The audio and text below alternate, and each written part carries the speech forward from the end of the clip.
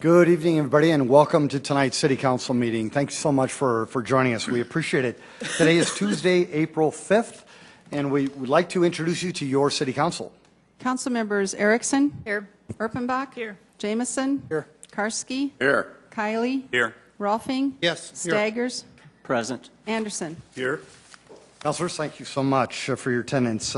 In Sioux Falls, we start our meetings with an invocation, a blessing, and Pastor Kirk Flaw is back to lead us in that blessing. He is from Abiding Savior Free Lutheran Church here in Sioux Falls. Folks, what we'd ask you to do is to stand for that invocation and then remain standing for our Pledge of Allegiance. Pastor Kirk, welcome. Always a joy to come, and I guess the good news is that when I'm done, you only have 84 more items to get through tonight. So I will pray and invocate in quick manner tonight. Lord, I want to give thanks for these men and women and their service onto our city. We live in a great city with great leaders, and we appreciate them and are thankful for your provision of them. We ask, Lord, your favor tonight upon this meeting and the meetings to come in the future.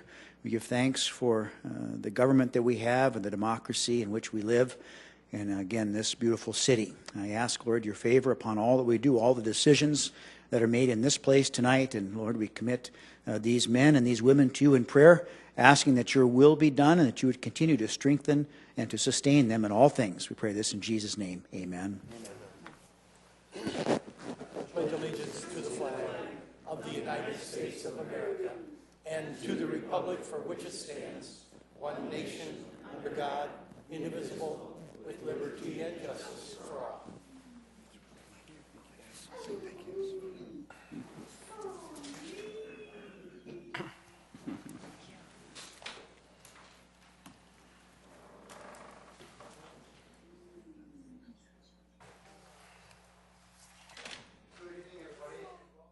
City Council meeting. Thank you so much for being here.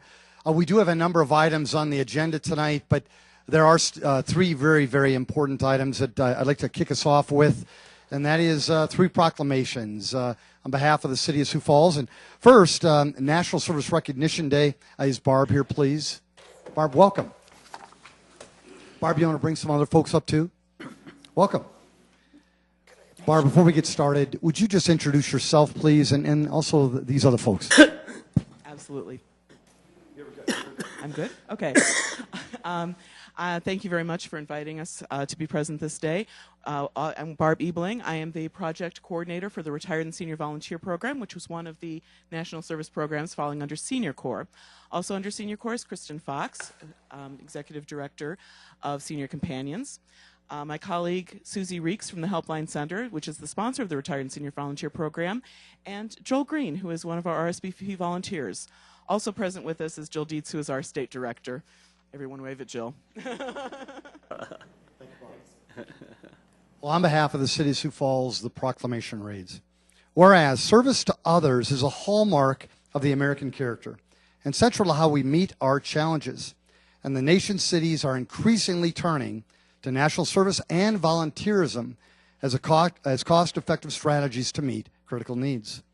Whereas AmeriCorps and Senior Corps participants address the most pressing challenges facing our communities, from educating students for the jobs of the 21st century and supporting veterans and military families, to providing health services and helping with recovery from national disasters. And further, national service expands economic opportunity by creating more sustainable, resilient communities. Whereas locally, AmeriCorps members are engaged in disaster preparedness, response, and recovery efforts. Foster grandparents provide the kind of comfort and love that sets children on the path toward a successful future. Senior companions offer assistance and friendship to older adults, helping them remain safe and healthy in their own homes. And through the Retired and Senior Volunteer Program, RSVP, individuals are connected with nonprofit organizations that address community needs, increasing the impact of the agencies they serve. Whereas national service participants demonstrate commitment, dedication, and patriotism by making an intensive commitment to service. Whereas the Corporation for National and Community Service shares a priority with city and county officials nationwide to engage citizens, improve lives, and strengthen communities, and is joining with the National League of Cities, the National Association of Counties, Cities and Service, and city and county officials across the country to support a day of recognition for national service. Now, therefore, I, Mike Euther, Mayor of the City of Sioux Falls, do hereby proclaim April 5th, 2016 as National Service Recognition Day in Sioux Falls, and encourage all residents to recognize the positive impact of national service in our city and to thank those that serve and find ways to give back in their communities. Folks, let's recognize service and recognize these folks. Thank you.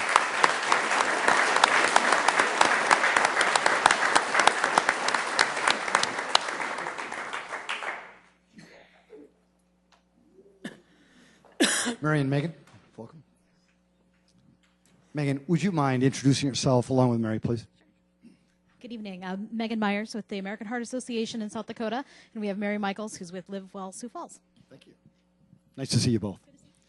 The proclamation reads, whereas the direct and indirect costs of cardiovascular diseases, including lost productivity, are an estimated $316.6 billion, and obesity is a significant factor driving healthcare spending. Whereas today is about 1 in 3 American kids and teens is overweight or obese. And childhood obesity is now the top health concern among parents in the United States. Whereas regular physical activity can reduce cardiovascular disease risk and may increase life expectancy. But only 36% of children and 44% of adults get the recommended amount. Whereas the U.S. Centers for Disease Control and Prevention report that if 10% of Americans began a regular walking program, an estimated $5.6 billion in heart disease costs could be saved. Whereas by providing families and children with safe places to be physically active in Sioux Falls, and by encouraging active transportation like walking, with our Complete Streets policy, we can take steps towards improving heart health and reducing obesity rates. Whereas studies indicate that one of the best investments a company can make is in the health of its employees. By promoting a culture of physical activity, corporate America can decrease health care costs, increase productivity, and improve the quality of life and longevity of the United States workforce. Whereas on National Walking Day, April 6th, the American Heart Association encourages all Americans to take a 30-minute walk with family, friends, and colleagues to share their minutes walked on social and walked on with the hashtag pound aha lace up or hashtag. Sorry, I got to get with the times. Hashtag AHA lace up. Thank you. Now, therefore, I'm Mike Euther, Mayor of the City of Sioux Falls, recognizing the importance of regular physical activity, do hereby proclaim Wednesday, April 6, 2016 as National Walking Day in Sioux Falls, and I urge all citizens to show their support for physical activity and the fight against heart disease and commemorate the month by taking the time to get active. Let's get active, everybody. First of all, by giving these folks a round of applause.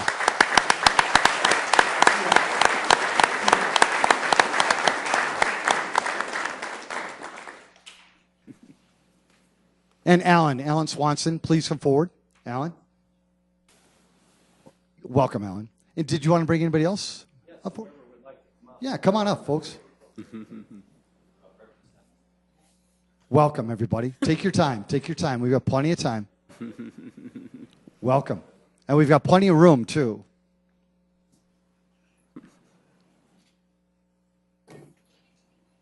Take your time. Welcome, everybody.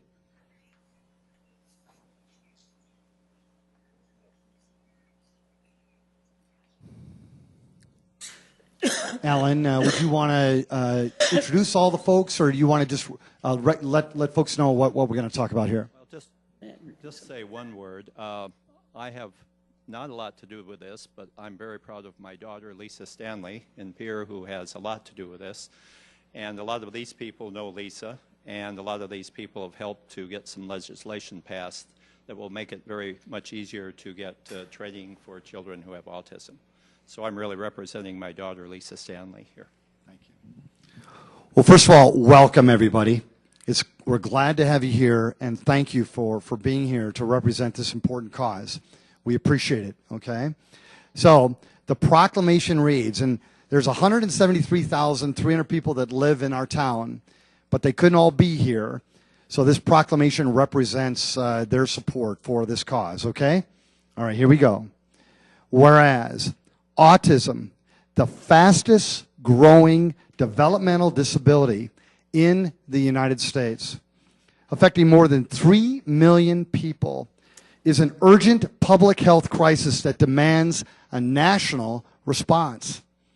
Whereas autism is a result of a neurological disorder that affects the normal functioning of the human brain and can affect anyone, regardless of race, ethnicity, gender, or socioeconomic background. Whereas symptoms and characteristics of autism may present themselves in a variety of combinations and can result in significant lifelong impairment of an individual's ability to learn, develop healthy interactive behaviors, and understand verbal as well as nonverbal communication. Whereas, as the effort to address autism continues, doctors, therapists, and educators can help persons with autism overcome or adjust to its challenges and provide early, accurate diagnosis and the resulting appropriate education, intervention, and therapy that are vital to future growth and development. Whereas, ensuring that persons living with autism have access to lifelong care and services they need to pursue a full measure of personal happiness and achieve their greatest potential. Whereas the City of Sioux Falls is honored to take part in the annual observance of Autism Awareness Month in the hope that it will lead to a better understanding of the disorder. I'm going to read that again. In the hope that it will lead to a better understanding of the disorder. I thank you for being here tonight to help in that effort. Now, therefore, I am Mike Huther. I'm the proud mayor of this town that we call Sioux Falls, and I hereby proclaim this month of April 2016 as Autism Awareness Month in Sioux Falls to raise public awareness of autism and the myriad of issues surrounding autism, as well as to increase knowledge of the programs that have been and are being developed to support individuals with autism and their families. Families, all of you, thanks for being here. I think we should give them a round of applause. Thank you.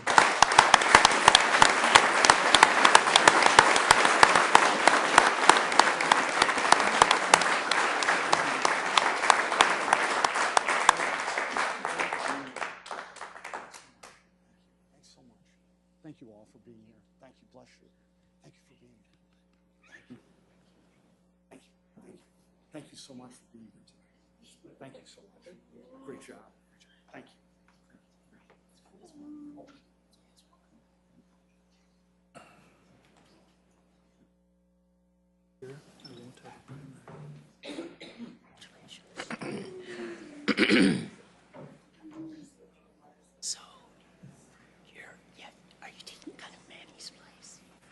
Council, thank you so much for that. I appreciate it. We'll now move to the consent agenda. Council, any motions, changes? Move for approval, Anderson. Second, Rolfe. Councilor Anderson Jr. has made a motion to approve tonight's consent agenda, seconded by Council Vice Chair Rolfing. If there's no discussion, all those in favor say aye. Aye. Aye. Opposed? Oh, no, I'm so sorry. I'm still in the county. Sorry, Councilor Erickson. Councilor Erickson, sorry. Equalization, huh? Councilor Urbanbach. Roll call vote, please. Thank you. My apologies. Council members Erickson? Yes. Erpenbach? Yes. Jamison? Yes. Karski? Yes. Kylie? Yes. Rolfing? Yes. Staggers? Yes. Anderson? Yes. Thank you. That is passed 8-0. Council, now our regular agenda. Any motions for that? Councilor Chair Anderson Jr. Motion to amend the regular agenda by moving agenda item 78 to immediately follow agenda item 75. Point of order, Mr. Mayor. We need to make a motion to approve the agenda Thank you. first. I would make that motion. Councilor Mox made a motion to approve, seconded by Council Vice Chair Rolfing. Councilor Anderson, would you like to make a motion to amend the regular agenda by moving agenda item 78 to immediately follow agenda item 75? Yes, sir. Thank you. Seconded by Councilor Vice Chair Rolfing. Folks, we're voting on the amendment. A roll call vote, please. Council members Erickson? Yes. Erpenbach? Yes. Jamison? Yes. Karski? Yes. Kylie? Yes. Rolfing? Yes. Staggers? Yes. Anderson? Yes. Thank you. We now are voting on the amended motion for our regular agenda tonight. A roll call vote, please. Council members Erickson? Yes. Erpenbach? Yes. Jamison? Yes. Karski? Yes. Kylie? Yes. Rolfing? Yes. Staggers? Yes. Anderson? Yes. Council, thank you. Thank you. Folks, again, welcome. There's a number of items on tonight's agenda, and we know that some of you folks want to speak to those items. What we'd ask is to wait until those agenda items come up. However, if there are any other topics you'd like to discuss with your council, now's a great time to come forward. Two things, just introduce yourself to the people of our city, and also keep your comments to 5 minutes or less. Welcome. Welcome, sir. Good to have you. My name is Claire Halverson. I'm a longtime resident of Sioux Falls. And a number of years ago, I voted for a tax increase. That tax increase was intended for the improvement and maintenance of our streets. It has been known as the second penny. Since then, much of that second penny has been siphoned off into other projects, running from concert halls to swimming pools and everything else. And in the meantime, our streets in Sioux Falls are deteriorating again. I would urge you to direct the primary purpose of the second penny again towards the streets of Sioux Falls. Now, I know that some money is being used now for streets. In fact, just last month there was some leftovers, and that was given to the streets. But I would encourage you to make the primary focus once more of the second penny for the maintenance and improvement of our streets. Thank you. Great job, Mr. Halverson. Thank you. Welcome.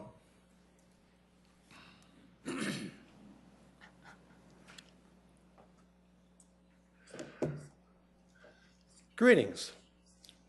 I've been here before, but my name is David Zokaitis, and for those of you who haven't heard, last fall I had an uncomfortable encounter with 4 police officers. Uncomfortable is an understatement. I think would be, we should call it dangerous. They tried to set me up so they could use me the way a dog might use a chew toy. I think that's kind of dangerous. Assault, if you haven't noticed, is a crime. So anyway, I've been here before, and I'm trying to assess why this kind of thing occurs in our town and what we might do about it. Well, last time I was here, I mentioned a few complaints I had filed with the police department, and they were all ignored. So that means that if you're a police officer and you commit crimes in the line of duty, you're off the hook, because your administration will defend you by pretending that your crimes did not occur. So that's one reason why police do bad things to good people, is because they get away with it. But a reasonable person, such as myself, might look for other avenues to file complaints about police officers that want to beat you up.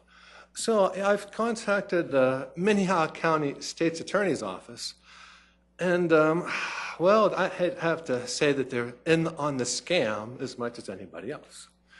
Harsh words, but you know, it's my life, and I don't want to get beat up by cops.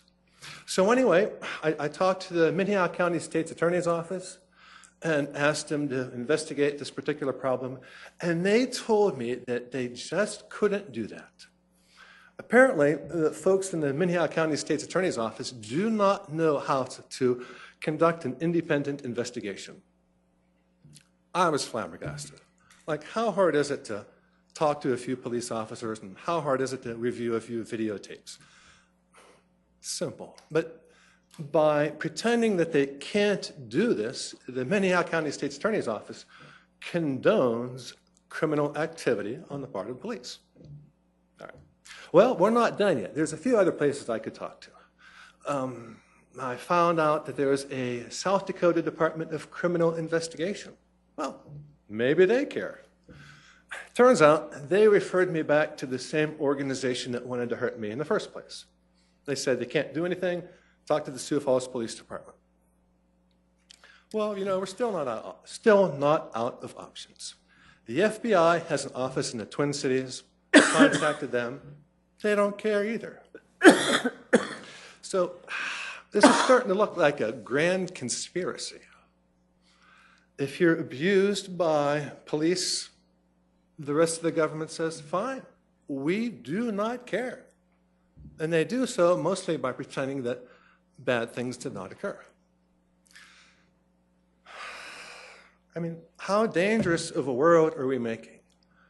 I was out there making the world a better place, trimming branches on a public sidewalk, when 4 cops show up and detain me without suspicion.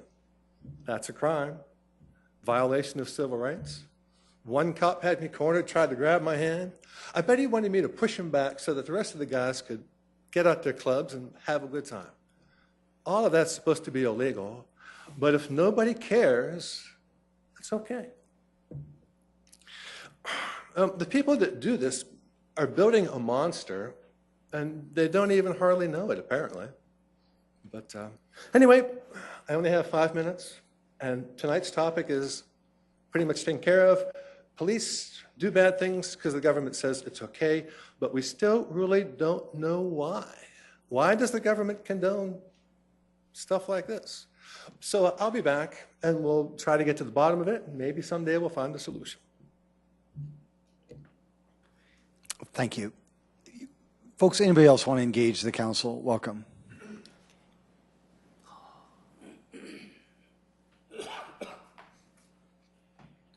Tim Stanga. I just want to let the citizens of Sioux Falls realize that there is a big election coming up for the city council.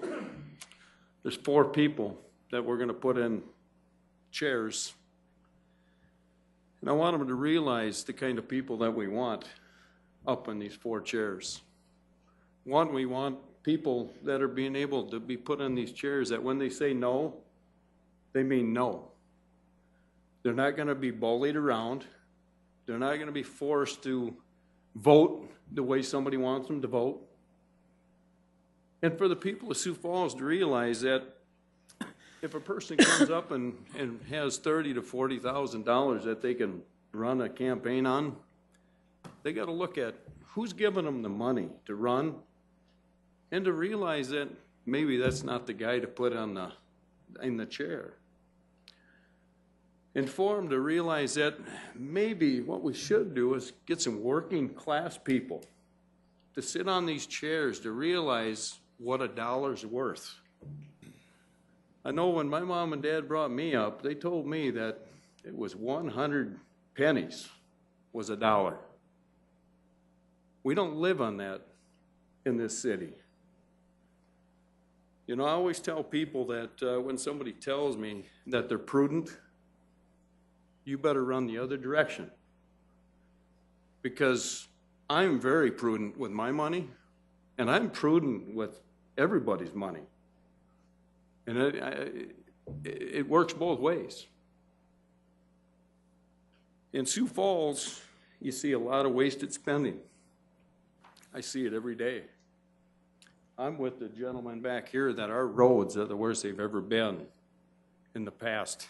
I mean, since I've ever been driving on the roads. They're nasty. And the second penny sales tax was devoted for roads totally. And it wasn't supposed to be split off. The only thing that I realize that goes up is, well, our property taxes never go down, but yet we brag about how much money we have in our piggy bank. It's just amazing on how much money we have, but yet property tax keeps going up. but we got a budget. Well, anybody can budget when you're raising property tax every year. I want to get back. I want to get to another subject. It's this parking ramp downtown. I can remember sitting here and the city council voted on it. It was supposed to be a multi-use facility. Now, since the investors backed out, we're going to put a parking ramp. I'm hoping that maybe some people from the city council might relook at that and realize that we voted on a multi-use facility, but yet now we're just going to get a parking ramp? Because the picture that I seen compared to what I'm probably going to see is totally different than what you guys voted on. And I think something's got to be relooked at, because I think that the citizens of Sioux Falls are getting shortchanged on what's going to be done downtown. And another thing, I don't want to be stuck, and I've hit this hard and hard all the time. I do not want to get stuck as a citizen of Sioux Falls on putting one dime into these parking ramps out of my tax-paying dollars or whatnot, because I think it's a self-funding. I think that the parking ramps are supposed to be self-funded. So I want to be guaranteed that if we're going to build a standalone facility, I want to guarantee in writing that I or my kids or my grandkids will never have to pay a dime to take care of these parking ramps. Thanks, Tim. Appreciate it. Welcome.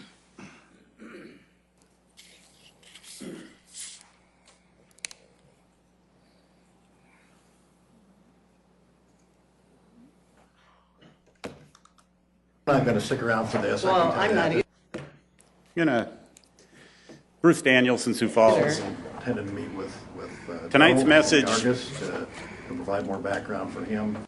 Tonight's message is transparency in the lack we witnessed from our city administration. Not something that's going to end up on, I don't know what's going on online with or on a blog computer or something here, like but that. It's just not. We'll see if that stays. Let's take a stroll through examples of why we question so many things on these Tuesday night get-togethers. 2 weeks ago, Council Chair Kenny Anderson invited us to an administration building briefing.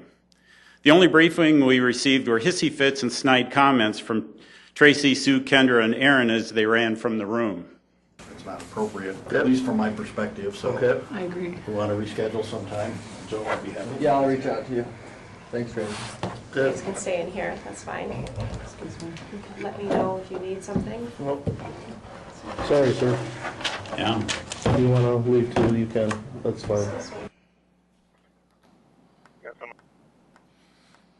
Our next is an inactive case, one without any answers or documentation, leaving us with nothing to calm fears. I'm walking up to my car here, Upper Tut Hill. Carry on Upper Tut Hill. Again, we're asked in number 3 to attend a publicly announced council meeting, a walk through the indoor pool. Listen for Kendra's shriek as we walk into the construction office. Was this a squeal of joy we showed up, or one of joy we weren't going to be able to tour? And how is it private public tours are currently taking place, but not us? Oh yeah, I forgot. I'm going to go back this way. Oh my goodness. Bruce, they're going to do a presentation out here, but Okay. non-city employees, we can't get them into the building. Okay. So, but we're under a quorum, so we should be okay with that. Okay. Remember last year, Heather hit it all, made me media for a day? Was this just to make sure there was distance between the podium and our camera? How are you? If you wouldn't mind, the media's back there. Please. The mayor tells me I'm not the media, so. You can be the media today if you want to. I'm going to back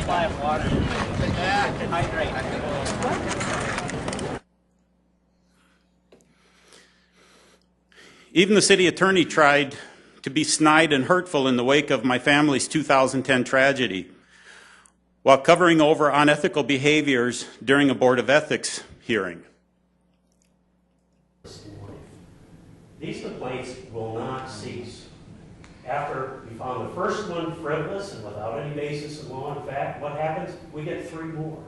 Then we listen Unfortunately, Greg had to listen to over almost an hour of character assassination from someone who says, well, I can't produce any documents because the law gave me homework. And lastly, now we get a slam down with the gavel reminding us of a criminal assault in this very chamber 1 year ago next week. Listen to the last words spoken here by our friend I.L. Wiedemann. Ask his questions. So, thank you very much. Mr. Waterman, I apologize, sir. Mr. Waterman, I apologize, sir. Are you going to follow Robert's Rules of Order or not? Mr. Waterman? When will we get respect for Robert's rules, the charter, and common decency? Next week we vote. There are several candidates here tonight watching how we all interact.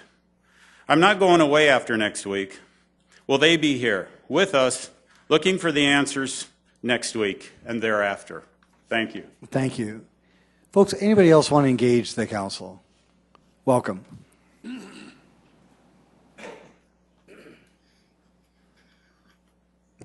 Scott Harrisman, Sioux Falls. Speaking of IL, I'm just wondering when we're going to take down the little fence here that we put up because of him. I think that would be a nice tribute to him to take it down. Anyway, speaking of the meeting that Bruce was speaking of, that I was invited to by chairman of the council, Kenny Anderson. I was invited by Kenny to go to this meeting. Didn't know what to expect. Didn't even have any questions of what I was going to ask. Kenny explained to me and Bruce that we were invited and that there were going to be some people from administration and we didn't know who was going to be there. And we could ask questions and we were going to talk about the administration building. I asked Bruce in the interim, we were invited on a Friday, I asked Bruce in the interim, I said, do these directors know we're going to the meeting? And Bruce said, well, Kenny said, it's his meeting. You know, he's chair of the council, and we were invited by him. So it was no conspiracy. We didn't just show up, sneak in the building, try to get some crazy footage. We just came with our cameras, we usually do. Now, while I was offended by the way they acted, as you could see from the video, what bothered me the most after I left the meeting was the way Kenny Anderson was treated. As chair of the council, he is #1 in leadership.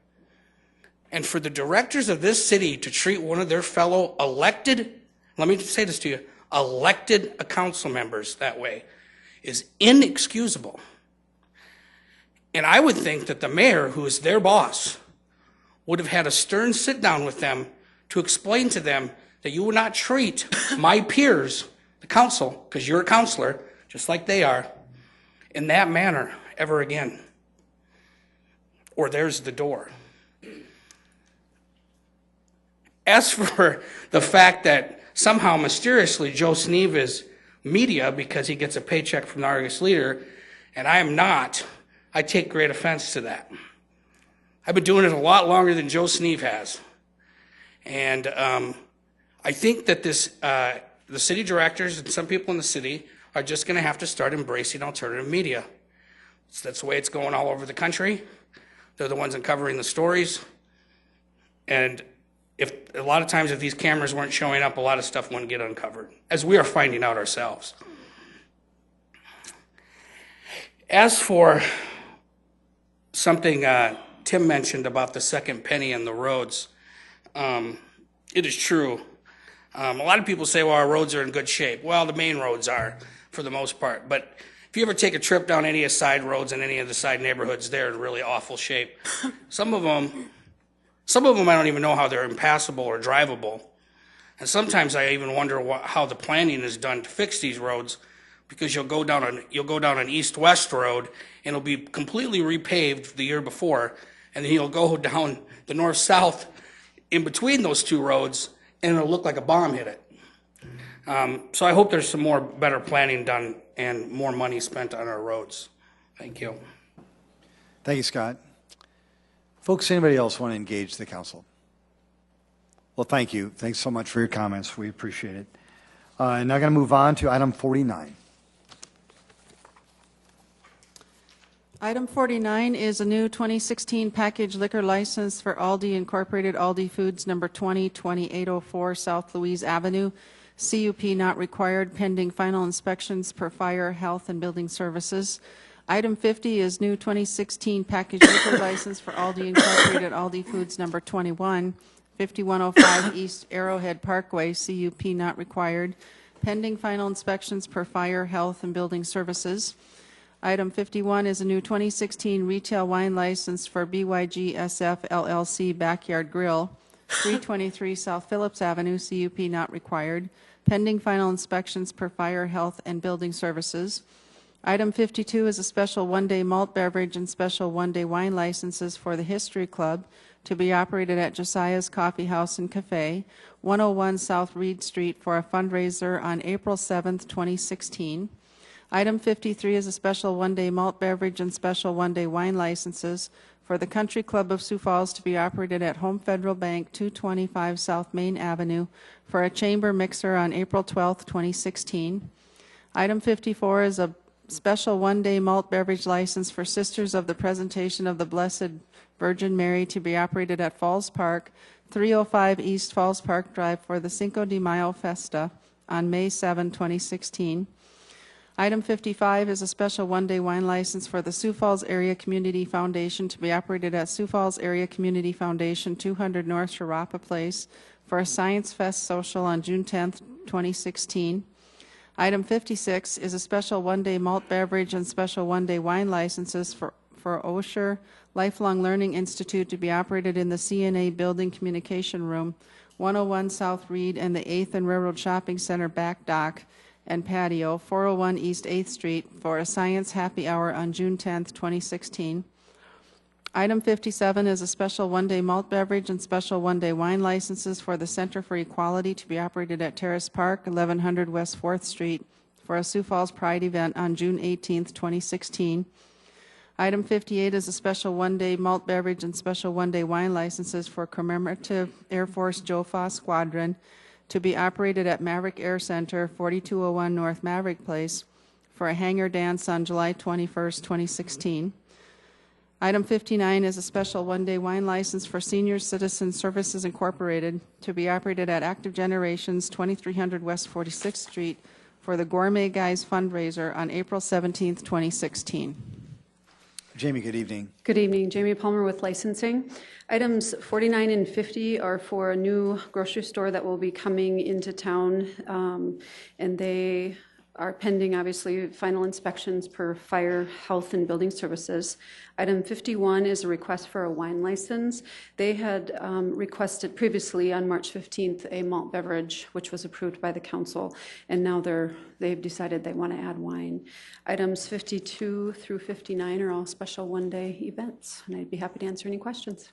Jamie, thank you. Council, any questions, comments, motions? Move for approval, Anderson. Second, Rolfing. Council Chair Anderson Jr. has made a motion to approve these items, seconded by Council Vice Chair Rolfing. If there is no discussion, a roll call vote, please. Council members Erickson? Yes. Erpenbach? Yes. Jamison? Yes. Karski? Yes. Kylie? Yes. Rolfing? Yes. Staggers? Yes. Anderson? Yes.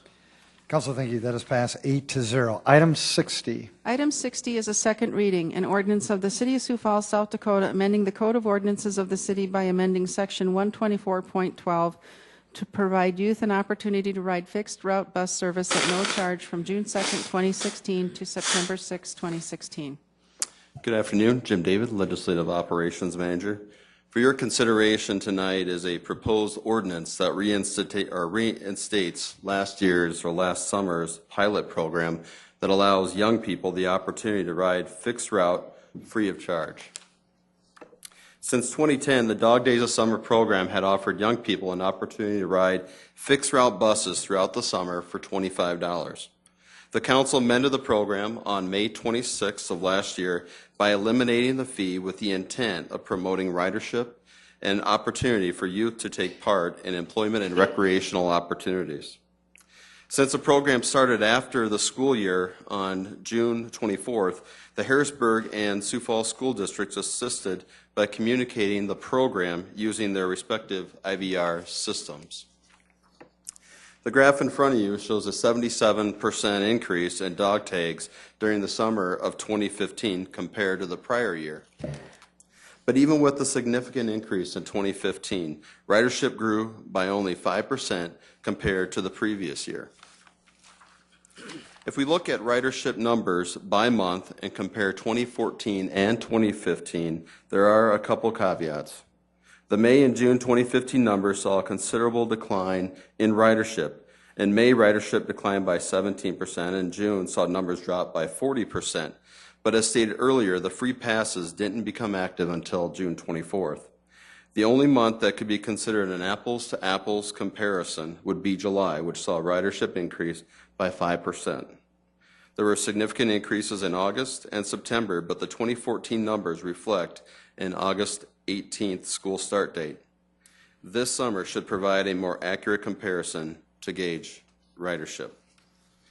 The proposal tonight temporarily reinstitutes the free Dog Days of Summer program based on the Sioux Falls School District calendar. The calendar, which runs from June 2nd to September 6th, mirrors last year's school start date. If council approves this ordinance, efforts will be made to coordinate with area school districts to notify parents and students. Sioux Area Metro is already looking to simplify the program by requiring only student IDs in lieu of the dog tags. And finally, once the ridership data is available in the fall, a report will be provided to the City Council. Happy answering your questions. Jim, thank you so much. Audience members, this is a second reading, so you have the ability to engage the council on this topic if interested. Would anybody want to do that? Very good. Oh, welcome.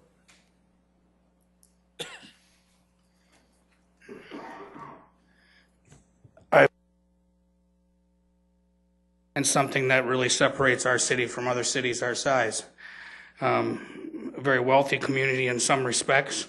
We can definitely afford to do this. And the buses are running anyway. I really feel that this is a zero cost factor really involved in this, to do this too. And, you know, the other thing about it is it's actually providing something for a great majority of our youth in this community. You know, we spend millions of dollars a year in this city to build event centers and other facilities that are used by probably maybe 90% of the, or 10% of the community all year long, where this is a program that's probably used by, 50% of the youth in our town. So I say approve it, which I'm sure you'll have no problem doing, and go for it. Thank you, Scott. And just for the record, that was Scott Ershman. Welcome. Melanie Bliss, 2021 South First. I hadn't planned to speak, but I noticed that you said temporarily for one more year. And I don't see any statistics on the handout about how many children went where. Did they go to the park and rec programs? Did they go to pools? What kinds of usage did the buses see that they had not seen before, when kids then have access not just in their own little neighborhood that they live in, but to the whole city? And I think that would give a clearer analysis about the program. Thank you. Melanie, thank you as well. Council? Mr. Council Mayor? Vice Chair Rolfing. I would move approval. Very good. Second, Karski. Council Vice Chair Rolfing's made a motion to approve this item, seconded by Councilor Dean Karski. Councilor Jameson.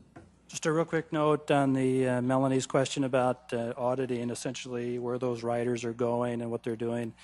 It is a concept that has been talked about in general in all of the transportation fixed route system. We're trying to figure out how to improve that system as a body, and what it would take is an audit of individuals riding those buses and doing a lot of questioning. It's not unheard of. It's been done in the past, and it's probably one of the next things that we need to do to analyze our system as a whole. But we're going to do our best to try to figure out where these students are going and if they like it and how it's going. In other communities, they've seen growth over the years. I think that's what we're going to see. But I'm all with you to find out where these kids are going and how much they're using it. So thank you. You have a very valuable resource in bus drivers. Melanie, so sorry. Thank you, Melanie. Yes, Councilor Kiley. Thank you. We were very effective in significantly increasing the number of passes issued. very significant increase. However, the actual ridership was just a small increase. So that indicates we still have a lot of work to do here to make the connection from, okay, I got the pass, it's a great idea to have the pass, now it's a good idea to actually utilize the bus system. And so I would challenge one another to develop strategies such as partnering with the school system and working with them, and other strategies that will help take that next step. I think it's a great program, good opportunity. Councilman, thank you. A roll call vote, please. Council members Erickson? Yes. Erpenbach? Yes. Jamison? Yes. Karski? Yes. Kylie? Yes. Rolfing? Yes. Staggers? No. Anderson? Yes. That is passed 7-1. Thank you. Item 61. Item 61 is a second reading.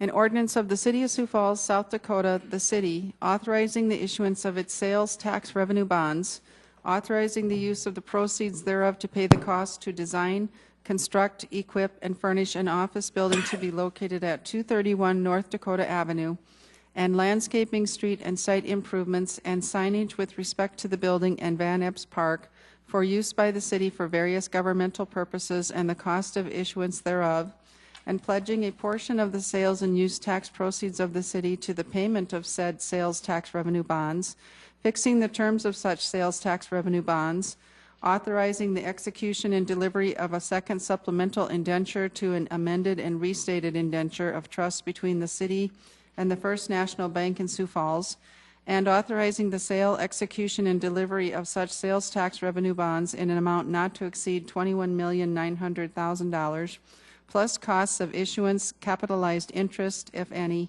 and debt service reserve funds. Tracy, welcome. Thank you, Mayor. Tracy Turback with the Finance Department. As the very lengthy title indicates, this ordinance would authorize the issuance of bonds to fund the construction of the proposed city administrative office building. The ordinance would authorize bonds to be sold in an amount that would raise $21.9 million for the project costs, the costs of issuing the bonds, the capitalized interest, if any, as well as funding a debt service reserve fund.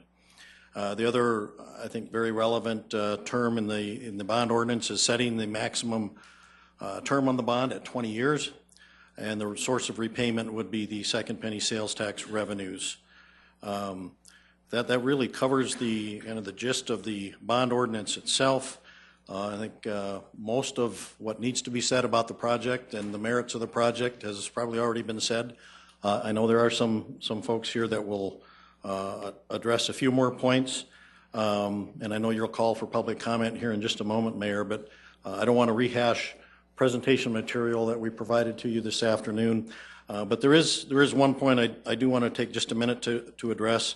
I've commented on a number of occasions the benefits, the cost benefits of owning versus leasing, and although we've shared that information, a lot of details with the city council members, I don't believe we've ever shared that publicly. So I do want to touch on that just briefly to give people a relative idea of the magnitude of savings that I'm referring to. And what we did is we did an analysis of this particular building and what it would cost to do exactly as we're proposing to do, and that is to construct and own a building and finance it with the bond issue. And we compared that to an identical building that might be built by a private investor that the city would then lease, and compared the cost of leasing to the cost of owning an identical building. And as you might imagine, just as you would with a mortgage on a home, you are going to see the greatest amount of savings as a homeowner once that mortgage is paid off and you no longer have to make payments if you're comparing renting to owning your own home. And so the savings begin to accumulate after the bonds have been paid off, and by year 25, so that would be 5 years after the bonds have been retired, the savings would amount to a little over $2 million. But keep in mind that we no longer are making bond payments at that point, but under a rental scenario, the rent payments would continue to go on.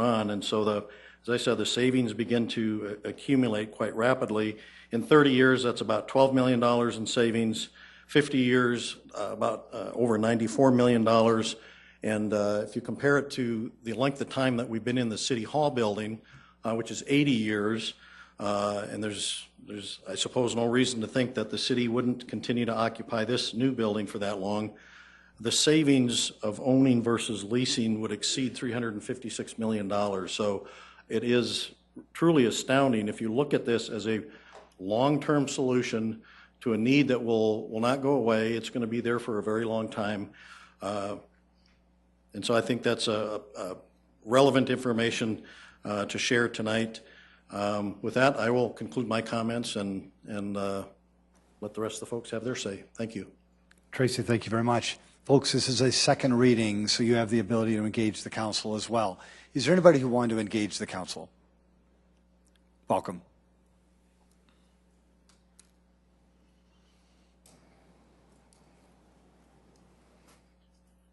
Tim Stanga. Again, second penny sales tax was supposed to be for the roads. I think maybe the city council, what they got to do is they got to look at what was voted on and what the requirements for that second penny sales tax was for, and see if we're overstepping our bounds on taking that second penny sales tax and paying for a lot of this.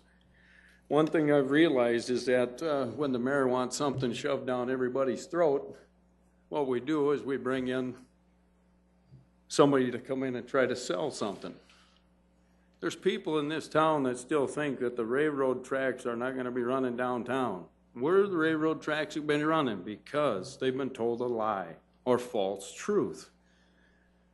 When the swimming pool was voted on, they were told false truths because of one reason. They never did come out and say that, well, the indoor facility is going to be about $2 to $3 million subsidy. Never told anybody that. What we do is we bend the truth to try to get things put down to people's throats of Sioux Falls. I just wish at one time we could be told the truth on whatever comes up. We can come up and we can sell that it's going to be cheaper to buy than to lease and blah, blah, blah. But the problem is we've been lied to so many times right now. Who in the heck do we believe and why would we want to believe them? Folks, anybody else want to engage the council on this topic? Welcome.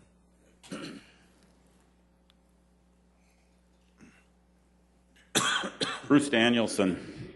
Like we talked about back when construction manager at risk on all these projects was brought about, we're saying the slippery slope is going to happen here, and if we approve the 50,000 here and the 25,000 here, pretty soon we're going to have real money and we're going to have 100,000 spent. So recently I heard an excuse made about building this building and going ahead with everything because, well, gee whiz, we've already spent 100,000 on it, so I guess we better go spend another 22 point whatever million, and because we've already spent this much, and then we hear the last time it's going to be over 25 million by the time we get all of the bonding paid for and everything. So I'm looking at a little piece that was laying on the table over here, and then just listening to Tracy a few minutes ago and talking about the prudent use of tax dollars, and it moves. What I'm seeing is it's the only thing that we're doing in removing any of our current leases is the one for the city attorney's office, and I understand that's about $130,000 a year. And so we're going to go out and we're going to make multi-million-dollar bond payments so that we can move that $130,000 in rent over to the second penny. And so what have we done? We've just moved it out of our current liabilities into our long-term liabilities. So when it says owning costs less than leasing, that's a pure fabrication, as we usually find from these meetings. So one of my questions I had, as Tracy was even just talking right now, is he saying we're moving people out of the current city buildings and into a lease building? Is that what he's trying to say? So we're going to get rid of the railroad building, we're going to get rid of this building, we're going to get rid of, what buildings are we going to get rid of that we can turn into cash so we can pay for an administration building? None of this is making any sense. We just keep hearing all these platitudes and wonderful things we can do with borrowed money, but we're not seeing how we get it paid for. And based on all of this, I know my property taxes went up $250 this year just because we keep building these Taj Mahals. Thank you. Thank you. Folks, anybody else want to engage the council? Welcome. Good evening. My name is Dennis Bresky. I'm Senior Vice President with NAI Sioux Falls, a commercial real estate company here in town, and I've been involved in commercial real estate for about 25 years. I'm here tonight because I received a call from one of the city councilors and had a subsequent conversation regarding the administration building and some alternatives that involve properties that I manage. One of the properties that I was called about, which is the First Dakota National Bank building. I realize I'm coming in very late here. You're about to approve the financing or this, or to take a vote on it, and what I'm going to talk about is kind of back a few steps, but I really wasn't consulted about this topic until a few days ago, and I just felt compelled to kind of highlight a couple of things regarding this process. And so that's why I'm here. I was called about the First Dakota National Bank building, which is right next to Sioux Falls, which has been investigated a couple times. It's a difficult building to use for expansion of City Hall because the bank would need an awful lot of money to buy land and build a new building. But in the conversation about that property, I have always felt very strongly that the city should consider another building that is, I think, ideally suited for expansion of city government. And that building can be delivered for, it can be purchased for at most $6 million and can be remodeled for about $4 million and will give you 76,000 square feet of space. And it is located directly across the street, almost directly, maybe a little bit to the north of where you're planning to build this proposed building. And it's the 300 building. And I just felt compelled that if there's an opportunity to save $12 million, that it should be very seriously considered. And in the council members that I've talked to, they were not aware of this option. The building's not on the market. And so it's not readily apparent. And it's also a building that some people might look at and say, it's too tired, it's too old, it's not where we want to be. It's a great structure. It has 76,000 square feet. It is surrounded by land that the city already owns. The building rents a lot of parking spaces from the City of Sioux Falls. And so I just felt compelled that that idea should be fully considered by the city and the city council and the citizens before deciding to spend $22 million.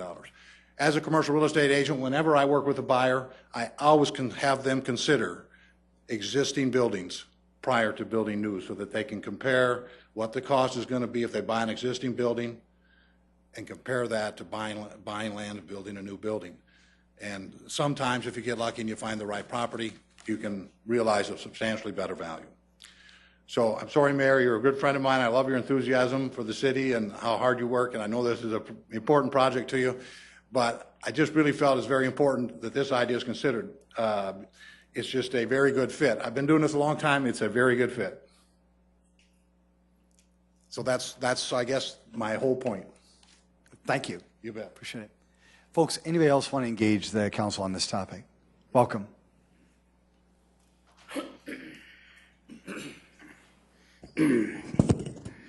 As Dennis kind of mentioned, I got something similar to say to that about options.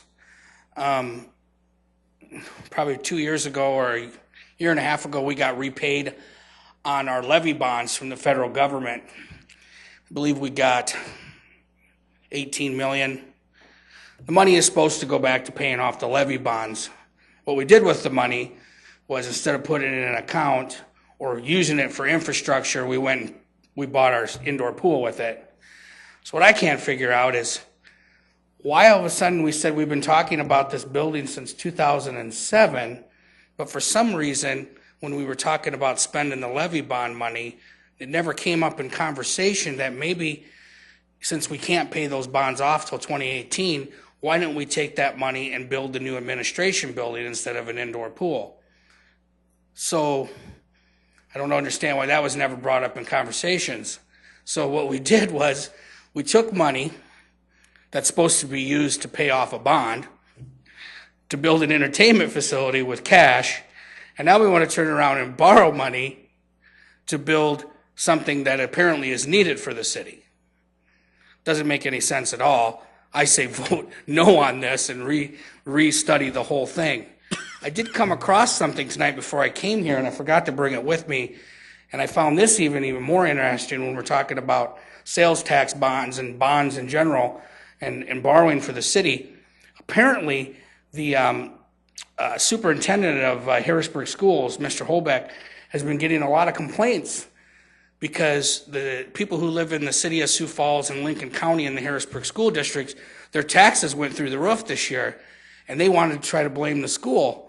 Well, Mr. Holbeck put out an email this past Saturday that said, whoa, this Harrisburg school district has nothing to do with this. This has to do with assessments from the city.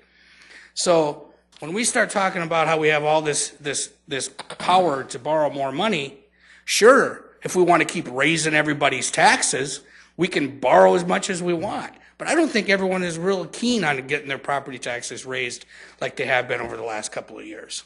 So that's another thing to consider. Thank you. Welcome.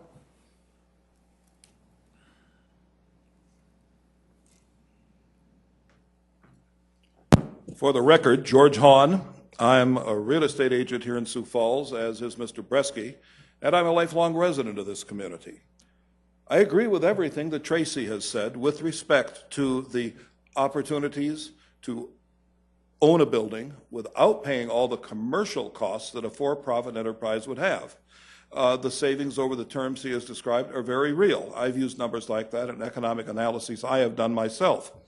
What Dennis brings up is something that has been talked about from time to time, but never really has surfaced. We've repurposed a lot of buildings in downtown Sioux Falls. You can go back and name it just as well as I can, and they've all worked out. The most recent repurposed building is the former Western Surety building, which was only 30 years old, and now it's 35 years old and back in better condition than when it was new. I'm not satisfied with the economic feasibility approach which the city took to analyzing the need for the space or the cost opportunities for the space. When you go out and say, I'm going to build an office building, whether it's private or public, first thing you do is analyze every building in the market that has similar space, that has rents in probably the $18 triple net range, and you say, what is my absorption rate? How fast will this lease up? What will the triple net rents be? Will I be able to save money owning versus renting? I think Tracy has answered that without question. I've seen dozens and dozens and dozens of economic feasibility studies on all kinds of projects, including office buildings. I've helped perform some of those, not only here in town for MAI appraisers, but out of town. We have to step back, in my opinion, and reassess the immediate needs, the immediate availability of other structures that could cost considerably less, not only in the short term, but over the long run. And another thing that for 47 years, I've heard the city fathers say, oh, we're going to start acting more like a business. Well, we still haven't done that with respect to setting aside fixed asset replacement reserves. Reserves to replace roofing, tarmac, air conditioning, heating, electrical, things which will go bad in anywhere from 20 to 80 years. We haven't done that. Private enterprise can't get a loan unless they do that. The city hasn't done it because, oh, we can just go out and tax people. These things need to be considered. Have we also looked at the option of telecommuting? Do we need simple clerical help all in one place aggregated in a cluster? Not necessarily. Every major financial services industry hospital in this town has telecommuting with people at home as far as 80 to 100 miles away. That is something we also need to consider when we look at the overall big picture. Thank you for your time, ladies and gentlemen. Thank you, George. Folks, anybody else want to engage the council on this topic? Welcome.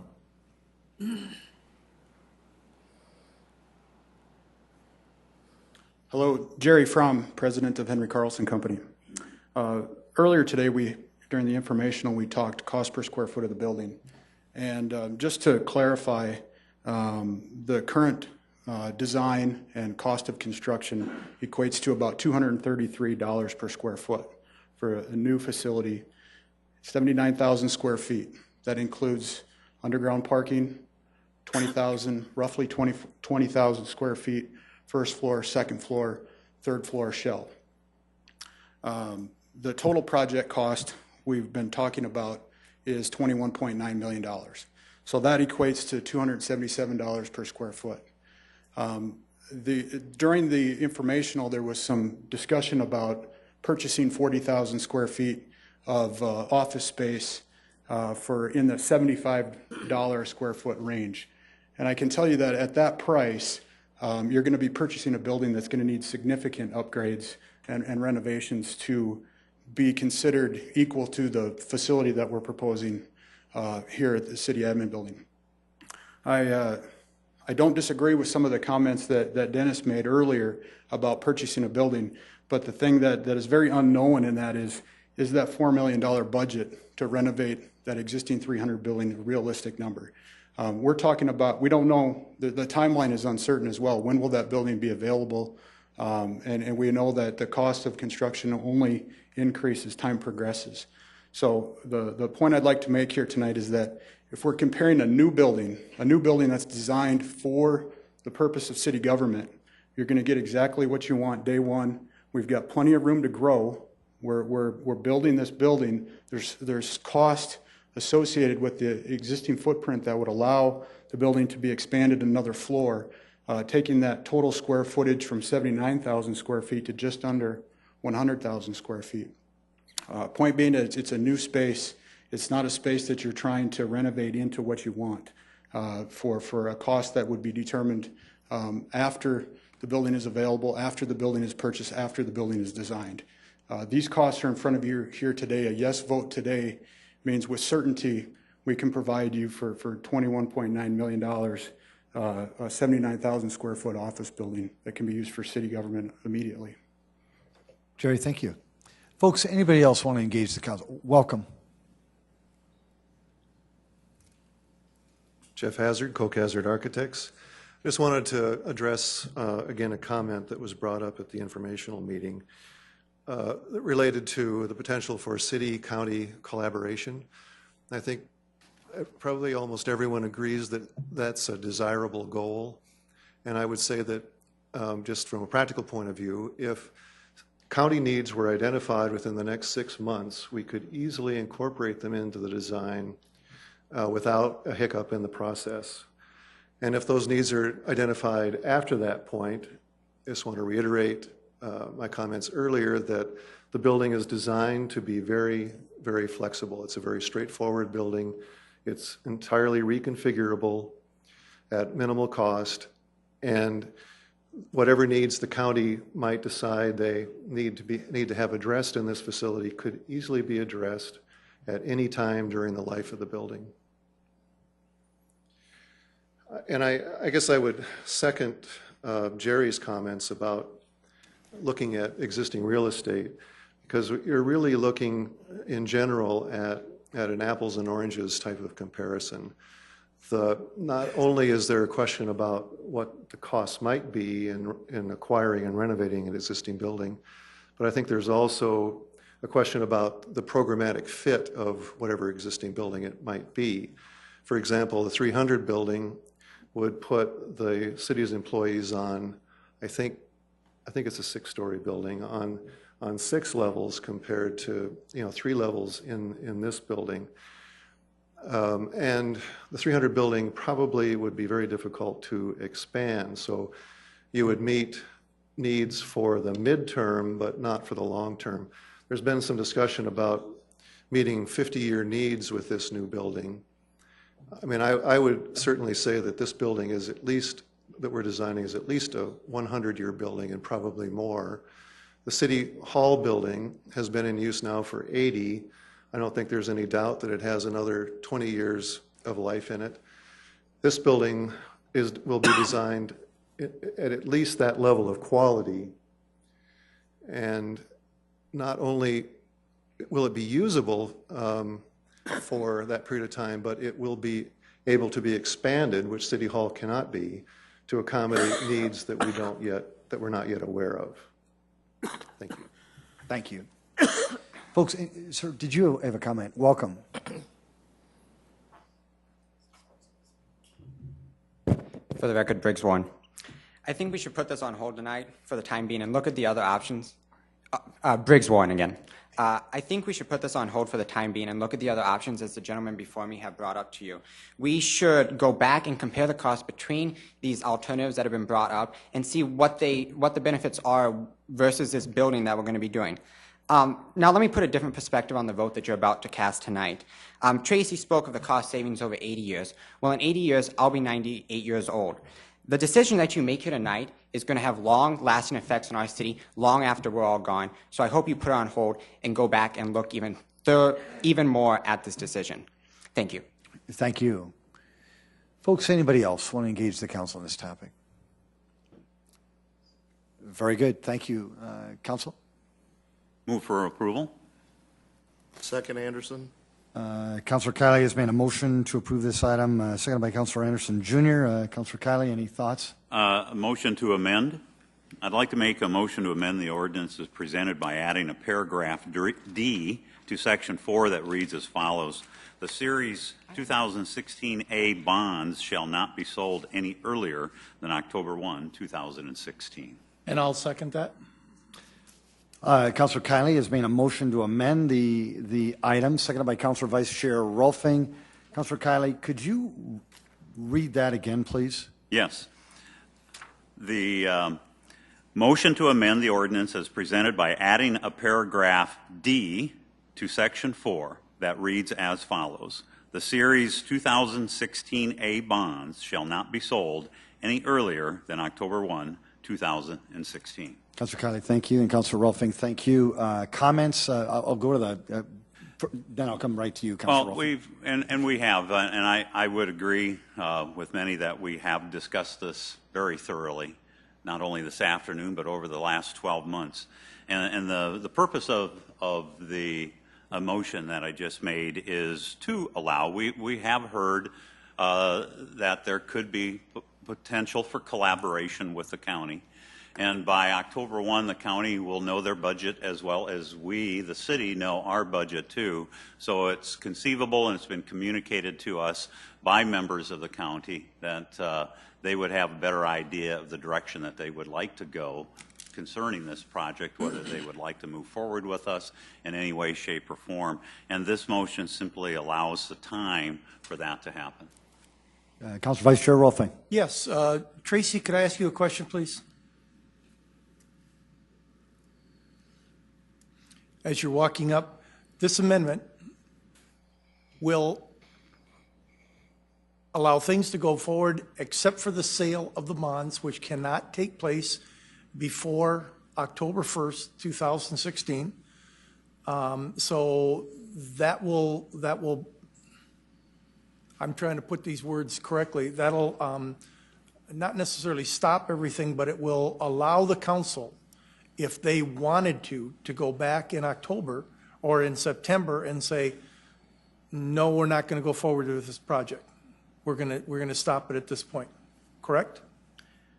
You're partly correct. The work on the project that if the work on the project itself would stop and not restart again until October, so we would not further engage the architect or the construction manager to move forward any further with the design of this building until after that time had elapsed. So we would not be incurring any additional costs for the project, and that's with the intent of allowing additional time to have those discussions that have been discussed with regard to the county collaboration.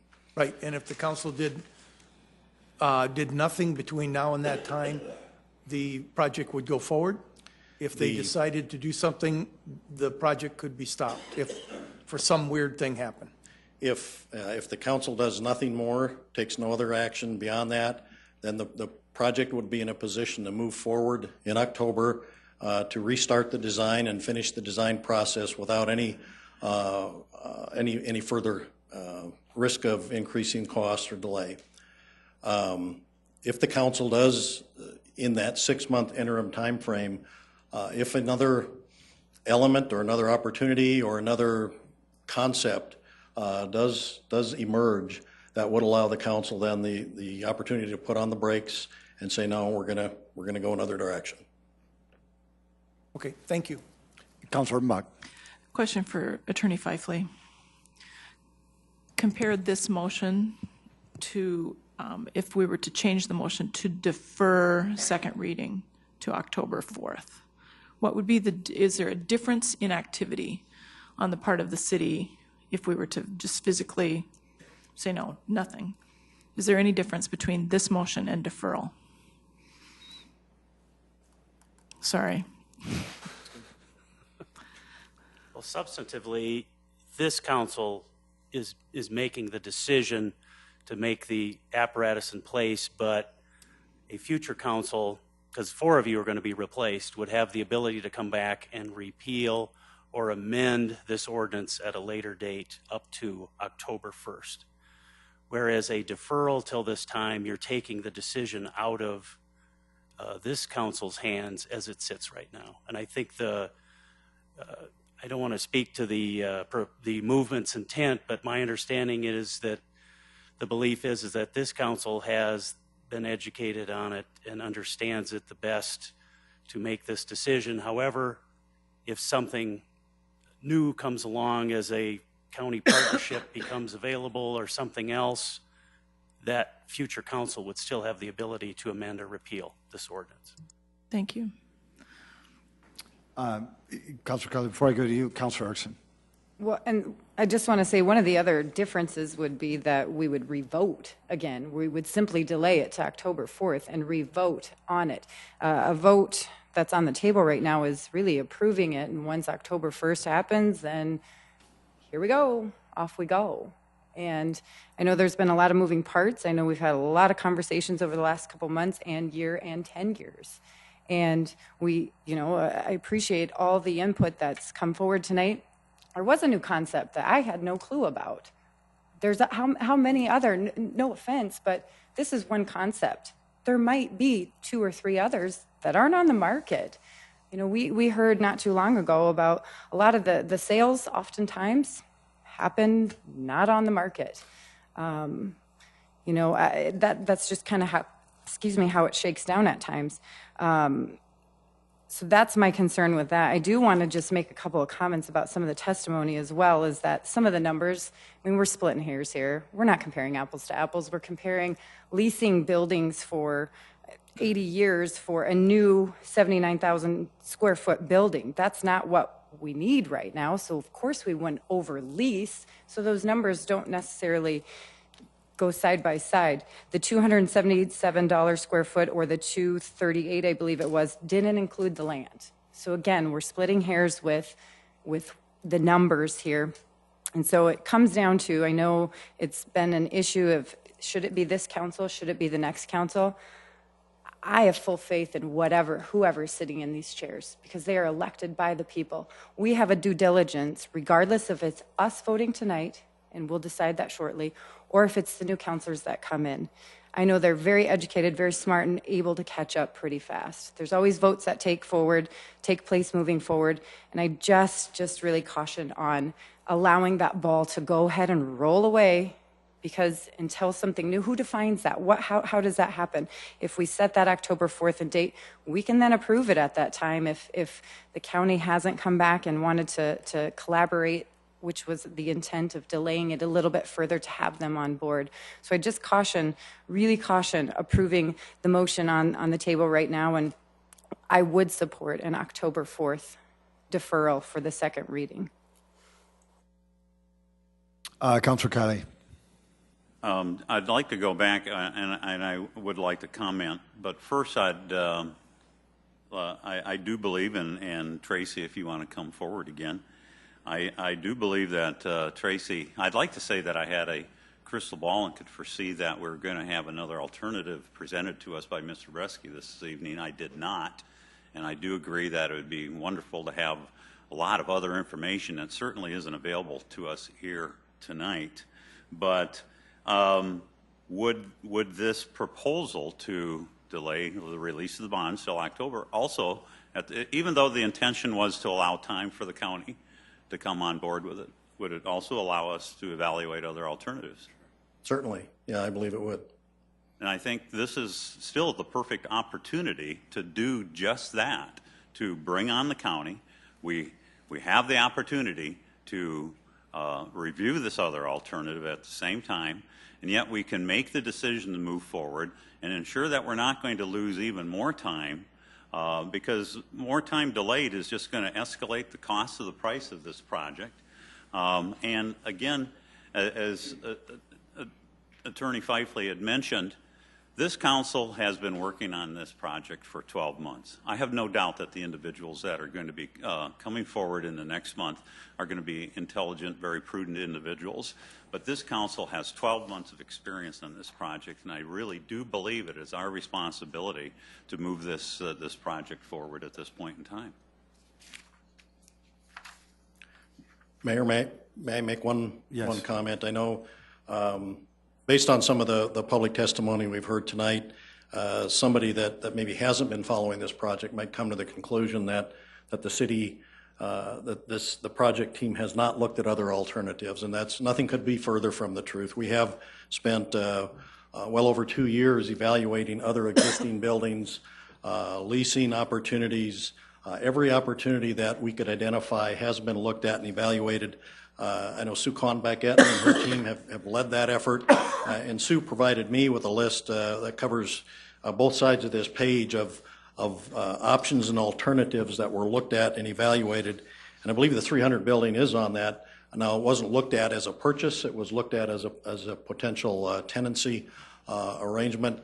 But I think Councilor Kiley is spot on. If there are other opportunities out there that may be on this list that could be revisited, or others that maybe didn't make the list, we certainly think we did a thorough job, but another 6 months would certainly open the door to evaluate other possibilities. Thank you. Councilor Jameson. Tracy, just didn't want you to go sit down and then call you up. Thank you, Mayor. So just in my brief history here, the only time that I can remember ever delaying the sale of bonds has been in a project where we bid it out. Somebody said, yeah, it's going to take you $10 million to build it. And while we're doing the bidding process, and we're going to hold off on selling the bonds because we think there's a favorable market coming, and we want to wait. And the city still has a lot of engineering or drawings or architectural work to do to actually get ready to actually order materials or something.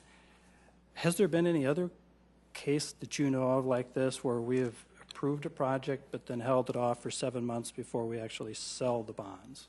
It just seems like an odd approach. I just want to know if it's the first or if it's just something I haven't heard of. I'm not aware of any. Normally you would sell the bonds as close to the time that you would actually need to begin spending the money. And so it seems very appropriate that if we're not going to spend any money on this project until fall, to not sell the bonds until then. Okay, thank you. And as I think it's true, it is the only one that I've ever heard of where we've approved it at a council meeting like this and set another date for the sale to occur. It just doesn't fall in line with the process. But more in direct with this actual amendment, again, what I'm sensing is a willingness to cooperate with the county, collaborate with the county. But what's odd is that prior to this, it's almost been told to us that they've already done that. We've already passed that. And now it's time for us to, provide strong leadership, get the job done, pass the finish line, whatever it was. But now it appears as though we're, okay, yeah, we want the county to come on board, but you can't expect the county to participate in a full fashion, like we'd all hope, and collaborate if you've already got your building design. You can have third, fourth floor. We've got first and second picked out, laid out like we want. And if you consider it all what the county has on their first floor, there's no way this works. And as long as we're talking about other projects, consider the county courthouse building as it is today. Beautiful new building, right? And you've got that old administrative building next to it for the county. Imagine the county building, courthouse, extending out further to the south. A new admin building for the county and a new admin building for the city, all together at one location. And the county's got, I just want to urge that we consider putting the county in the driver's seat with us. That's all. Councilor, thank you. Councilor Karski. Councilor Kiley and maybe anybody else that wants to answer this or help me out here. We're talking about delaying this sale of the bonds pending some epiphany from somewhere that we can do something different. Who's going to be doing the homework? Who's going to be looking for this? Who's going to be in charge of this process? Do we have it and a thought on who's going to be driving this program? Councilor Karski, there's a question for... Asking if anybody had put any thought into that. We're delaying this for 6 months, hoping that we're going to have some enlightenment, but I don't hear of anybody in charge of any program that's going to be going forward to look on this. Based on that, I'm going to urge your denial of this program. Councilor Karski, in the spirit of probably the Sue, I don't know if you'd want to give it an attempt, at least from an administrative standpoint, and then I think he kind of directed it towards you also, Councilor Kiley. I don't want to speak on your behalf, Councilor Karski, but Sue, any thoughts on Councilor Karski's question? Definitely. As we said, we approached the county a year ago. I attended their facility building committee meeting 1st of May of last year. Told them about the idea and that we had come before you folks the month before to talk about our suggested proposal for a new administrative building on that surface parking lot that we already own land on. And it would be a great location for them as well. I did spend time later that month with Cindy Heiberger in particular, giving her a tour of City Hall, showing her our renovated spaces and how it talked about the open office type of concept and how we were planning to do that in the new building as well. And that there would be plenty of room for them should they care to be part of our building. They carefully considered it and were very professional with us and very friendly, and said at the time that they had other more pressing facility priorities. And hence they backed away at that point. We have again approached them. I attended a January regional planning meeting where the counties were represented, as well as some of the city councilors, talking again about facilities, and they emphasized the jail needs and the study that they're doing there. Since then, we have met several times with a couple of the other county commissioners, again, just expressing a desire to work with them, talking about collaboration opportunities, and our building, and the fact that it's flexible and expandable. So I would continue to lead that charge. I would be happy to do so. Like I said, we have reached out to the county several times, and we would continue to do that. And Councilor Karski, did you want to address? Yeah, just follow up on that. Please, Councilor Karski. Other than collaboration with the county, what about other building options, purchasing, these types of things that haven't been, or maybe they were looked at as leases but not as purchase? When or who decides that this Plan B is better than Plan A on the table? What is the metric we're going to be using to determine that? How does that come before the council? Well, from 2012 through last year, when we came to you with this plan, which was to build a new building, we vetted through more than 24 options, including buildings that were for sale, including buildings that weren't on the market, that we approached them to see if they would be for sale. One by one, we went through and did our due diligence. We were heavily concentrated on downtown properties because that's what makes sense for us in terms of close proximity to City Hall, which is what we need for our staff and to serve the public better too. So we did use a realtor to help us with that endeavor. We would continue to do that and vet through any other options that might be available. But in each of the cases of the downtown properties, parking was a major consideration. Proximity to City Hall was a major consideration, and the size of the building and whether or not it was expandable. And one by one, each of the properties that we vetted through just did not meet our needs. Councilor Kiley, would you want to address Councilor Karski's question as well? Sure. Well, in terms of epiphanies, I'm not certain that I've had one recently. And I'm not certain that I'm going to have one anytime in the near future.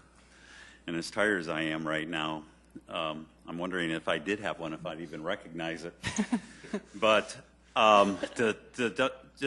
who should be working on this? And I'd have to say that really, based on information that is coming to me and most of this is through secondhand, that the county is involved in, I'm going to call it projects because I do not want to speak for the county. But they're involved in certain projects that might shed some new light on their situation, and if everything fell into place, there would be the possibility that they would collaborate or be willing to look at a collaboration with us in this particular project. So I guess a lot would depend upon that, and I wish I could give you a better answer, but that's the best that I could do at this point in time. And I will state that previously we did, as Sue has mentioned before, we have received a letter from the county stating that they were not interested at that time to be involved in this particular project until this recent development. And there's not a perfect answer, I don't think, to Councilor Karski's question. So thank you, sir, for asking it. Appreciate it. Council, we're talking about the amendment as it has been proposed. And if there is no further discussion, we'll vote on the amendment, which is to, we'll read it one more time, if you don't mind. The amendment was made by Councilmember Kiley, seconded by Councilmember Rolfing. The Series 2016A bonds shall not be sold any earlier than October 1st, 2016. Roll call vote, please. Councilmembers Erickson. No. Erpenbach. Yes. Jamison. No. Karski. No. Kiley. Yes. Rolfing. Yes. Staggers. Yes. Anderson. Yes. That is passed 5-3. We now have an amended main motion. Is there any further discussion? A roll call vote, please. Councilmembers Erickson. No. Erpenbach. Yes. Jamison. No. Karski. No. Kiley. Yes. Rolfing. Yes. Staggers. No. Anderson. Yes. The mayor votes yes. That is passed 5-4. Please, no. Thank you. That is passed 5-4. Item 62. Just one moment, please. Item 62 is a second reading, an ordinance of the City of Sioux Falls, South Dakota, amending the revised ordinances of the city by adopting the 2015 International Fire Code and amendments thereto.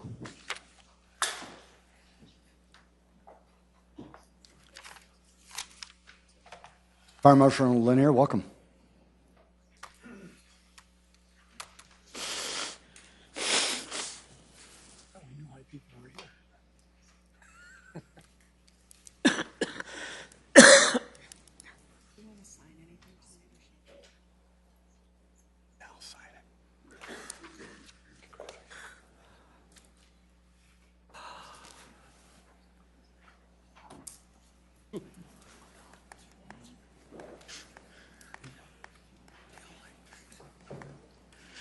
Council Dean Lanier, Fire Marshal with Sioux Falls Fire Rescue, here for the second reading of the 2015 International Fire Code adoption. This is just a recap of the summary that was provided during first reading. The principles of life safety outlined in Fire Code identify some key provisions. They are highlighted in red. They establish minimum requirements for a reasonable level of life safety and protection in an effort to provide safety to occupants, firefighters, and emergency responders during general operations. This is our general goal through the adoption of the International Code Council's International Fire Code. The basic principles of life safety we've discussed during the first reading. Our key to that is the reduced fire loss that we've had over the last 5 to 10 years. Something that I think if you compared us to our sister cities and comparative cities, you would find numbers that are hard to rival. The areas that we decided to talk about were specifically aimed towards code adoption changes that affect our assembly occupancies within the City of Sioux Falls. So we're talking about larger assemblies such as the Denny Sanford Premier Center, the district, the Pentagon, and when it is configured for it, the Badlands pawn shop. Some of the requirements that would be adopted into ordinance would include seating plans for these assembly occupancies. So these seating plans would be required. They would be outlined ahead of time and approved by the fire code official. Additionally, announcements are also required within the new code adoption language. You'll find that this is a common occurrence when you go to theaters nowadays. It is becoming an industry practice. Therefore, I believe it's something that would be a positive impact upon our assembly occupancies and how they run. Fire evacuation plans are also a key element. Many of the resources needed to prepare and put together an effective and comprehensive evacuation plan are already posted online. We provide those resources to the occupancies when they ask them for us, and we assist them in the development of that plan so they have a comprehensive plan when the time comes. And then staff training. What we've also done, in addition to providing for those emergency situations, is also provide the training for staff. We've figured out a way to coordinate with another state agency, and they have provided actually online training for our assembly occupancies for free. So our assembly occupancies within the City of Sioux Falls can actually go get a certificate, having sat through some online training, and be certified. One of the key areas that's a big change, and something that you may not see a whole lot of within the City of Sioux Falls, but actually happens, is the use of photovoltaic systems on the top of many buildings. They may be commercial properties. In some cases, they're even residential properties. It is becoming something of a more used type of technology nowadays. There are concerns, though, for the firefighting community in using photovoltaic panels on top of the roof. They are very slippery, and they also transmit high voltage electricity.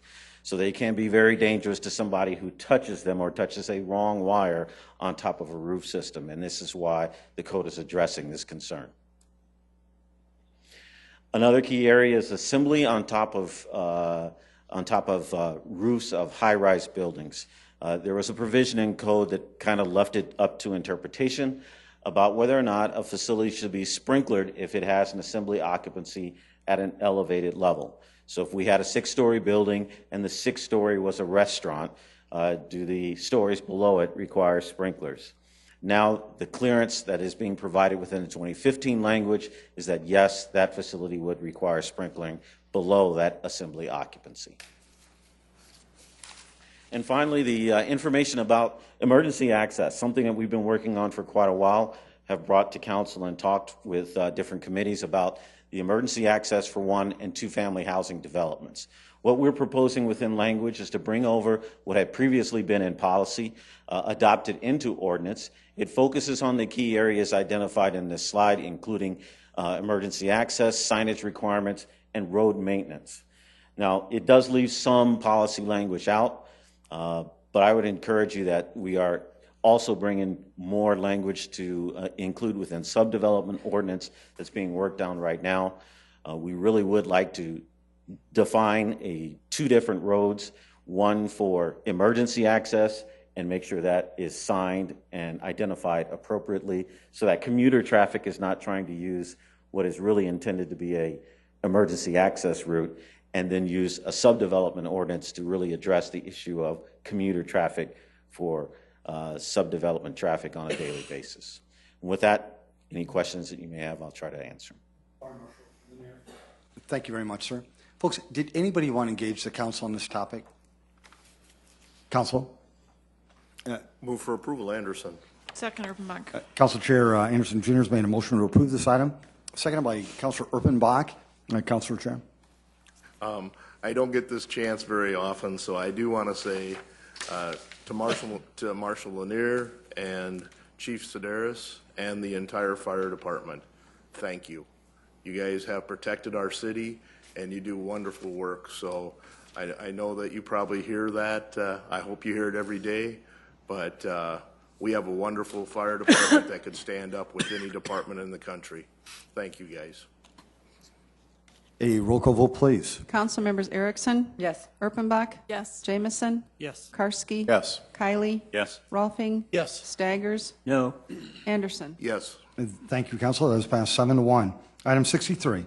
Item 63 is a second reading, an ordinance of the City of Sioux Falls, South Dakota, encouraging parking strip landscaping and providing standards therefore. Good evening, Mayor, City Council. Matt Tobias, Planning and Building Services. Before you tonight is the second reading for the parking strip landscaping. As mentioned before, we've been to Land Use Committee 3 or 4 times. We've been really hammering this thing out. So before you tonight is the second reading of this ordinance, and I'm available for any questions if need be. And we're looking for your support tonight on this. So, Matt, thank you. Appreciate it. Don't leave, Matt. Yep. Folks, did anybody want to engage the council on this particular topic?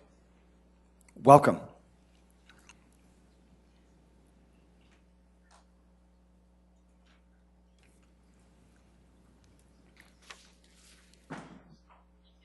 Good evening, Teresa Staley. And first of all, I wanted to say thank you to the council members who are leaving, Anderson, Karski, Jameson, and Stagers.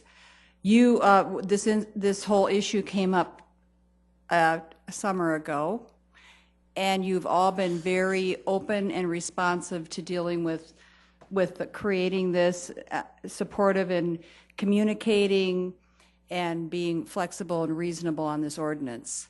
And I'm also appreciative of Rick Kiley for the way you've included people in the conversation as the head of the Land Use Committee. So thank you for that. And as it moves forward, I will say that I think there will probably be more conversation in the community, because I think a lot of people, especially with the rock issue, there are businesses and residences that aren't aware that they're going to be required to have 25% in rocks. So I think hopefully we can have a little tweaking as it moves forward with that. And Michelle Erpenbach, thank you too. She actually came to my house and you were very supportive, so thank you. Thank you, Teresa. Folks, anybody else want to engage the council on this topic? Welcome.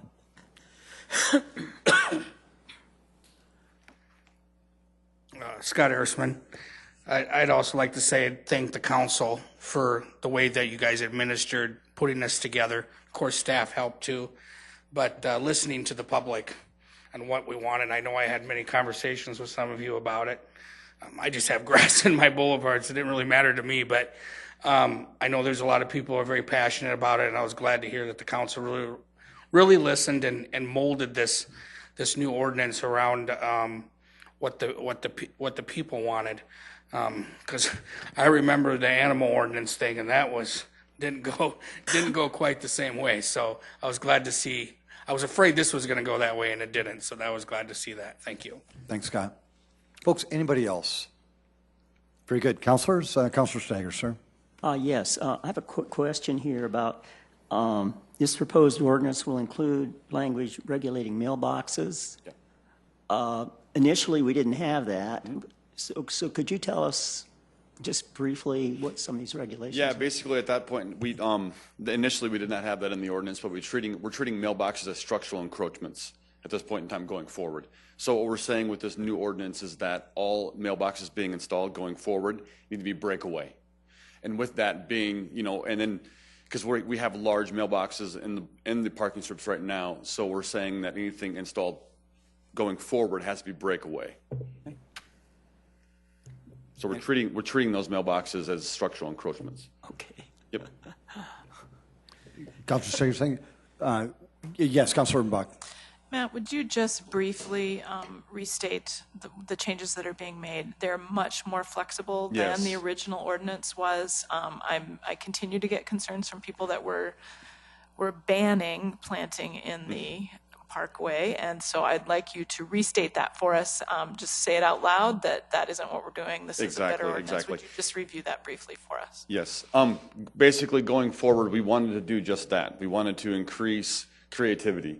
We wanted to increase, sustainability. One thing that we had talked about is the quality of soils in the parking strip. So it's a recommendation that we have good quality soils in the parking strip. So going forward, I mean, we're just looking to encourage people to be creative, and then we felt that with the ordinance we did that, and coming forward, you know, we had some height restrictions. That was something we spent a lot of time talking about too. And so we're keeping it at that 36 inches, which kind of mirrors some of our other ordinances we have on the books already. So it is that. It's going from an ordinance that only allowed grass and trees to allowing much more. Within some, we still have a few small restrictions in there too. So, but we feel that we're really kind of opening the door here. I think really the title of the ordinance itself is really important for people to understand that it really is encouraging plantings, encouraging landscaping in that space. You can call it the parking strip or the boulevard or whatever, but we're encouraging it. Yeah. So thanks for your work. And it's going to be quite a long process. I mean, it's going to be a long public education process. I've had requests to come out pending this gets approved, to come out and give presentations to home builders associations and stuff like that. So there's been a lot of positive comments received by this. So good, thank you. Councilor Kiley. I will be very brief because members of the public already have done it. Number one, they thank the Land Use Committee, and I too would like to thank the members of the Land Use Committee for their work, and certainly the staff that worked on this as well too, Mark Cotter and Mike Cooper, and certainly Matt. Matt's come a long way. I mean, just look at how he's dressed tonight too. You look nice, man. You know, so it was designed to be user-friendly, to be flexible, but at the same time maintaining the functionality of the right-of-way and also keeping public safety in mind too. So I think we've done that moving forward. I look forward to it. And education is still going to be a big part of this whole process, with contacting the greenhouses and the landscapers and developers, and as you just mentioned, the Home Builders Association. And I think you are actually honorary members of some of the garden clubs, because you've already been meeting with garden clubs. So we're off to a great start. So thank you to everybody involved. Councilor Kelly, thank you.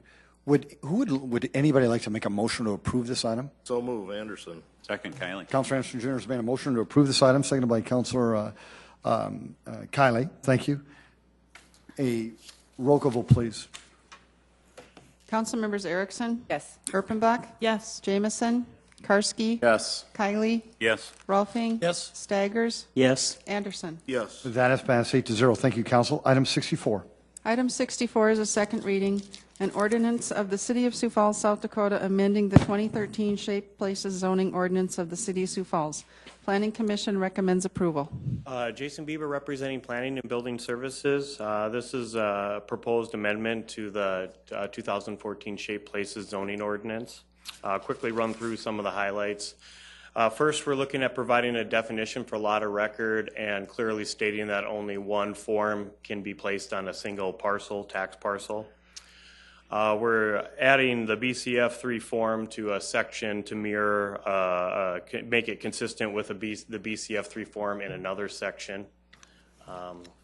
We are requiring street trees and interior trees for multifamily developments. They will not be part of the exemptions. That will strictly be for single family and twin home and townhome developments. And also getting a standard of a 2-inch caliper tree for the deciduous shade trees and 1.5-inch caliper for ornamental trees that are planted. And then a final one is adding a provision for increased indwelling units for some of these apartment complexes. If they increase the number of units by more than 20%, then they would have to comply with required buffer yards, if there are any, for the proposed lot. Jason, thank you very much, sir. Appreciate it. And you look nice, too. Did anybody in the audience want to speak to this item with the council? Thank you. Councilors? Move approval, Rolfing. Second, Kiley. Council Vice Chair has made a motion to, Rolfing has made a motion to approve this item, seconded by Councilor Kiley. Councilor Chair Anderson Jr. Jason, just a comment. We're continually fixing shaped places and everything. One of the things that I'm hearing a lot from property owners, developers, realtors, is that there was a certain number of properties that we, the city, set the zoning on without notifying the property owners. And I guess what I would like to request is to take a look maybe compile a list of these properties and make sure these property owners know what their rezoning has happened on their properties. Okay, yeah, currently I know we have like about 10 is of requests from certain property owners to take a look at their property and make sure that it's zoned correctly. With the Shape Places ordinance, you know, we did publish the map in the paper, but that's zoning 50,000 parcels at one time.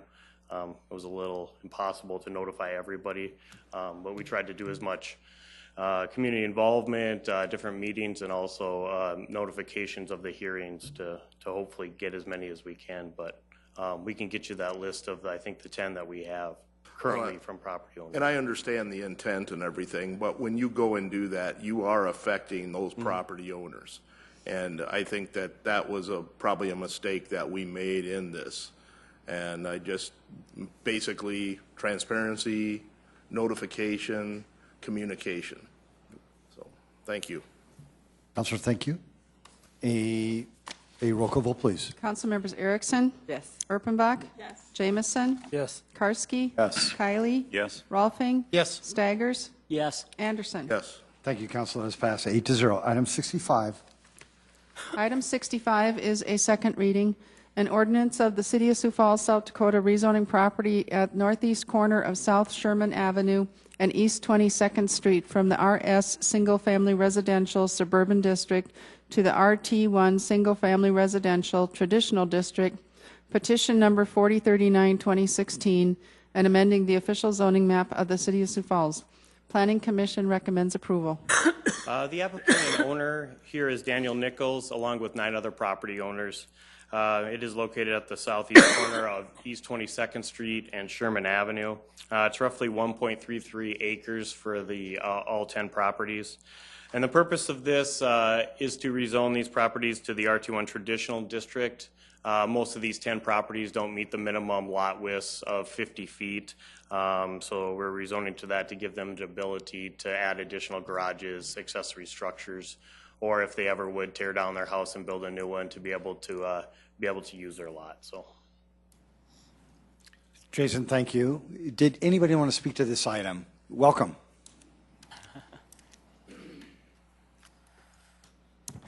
Greg Neinsert.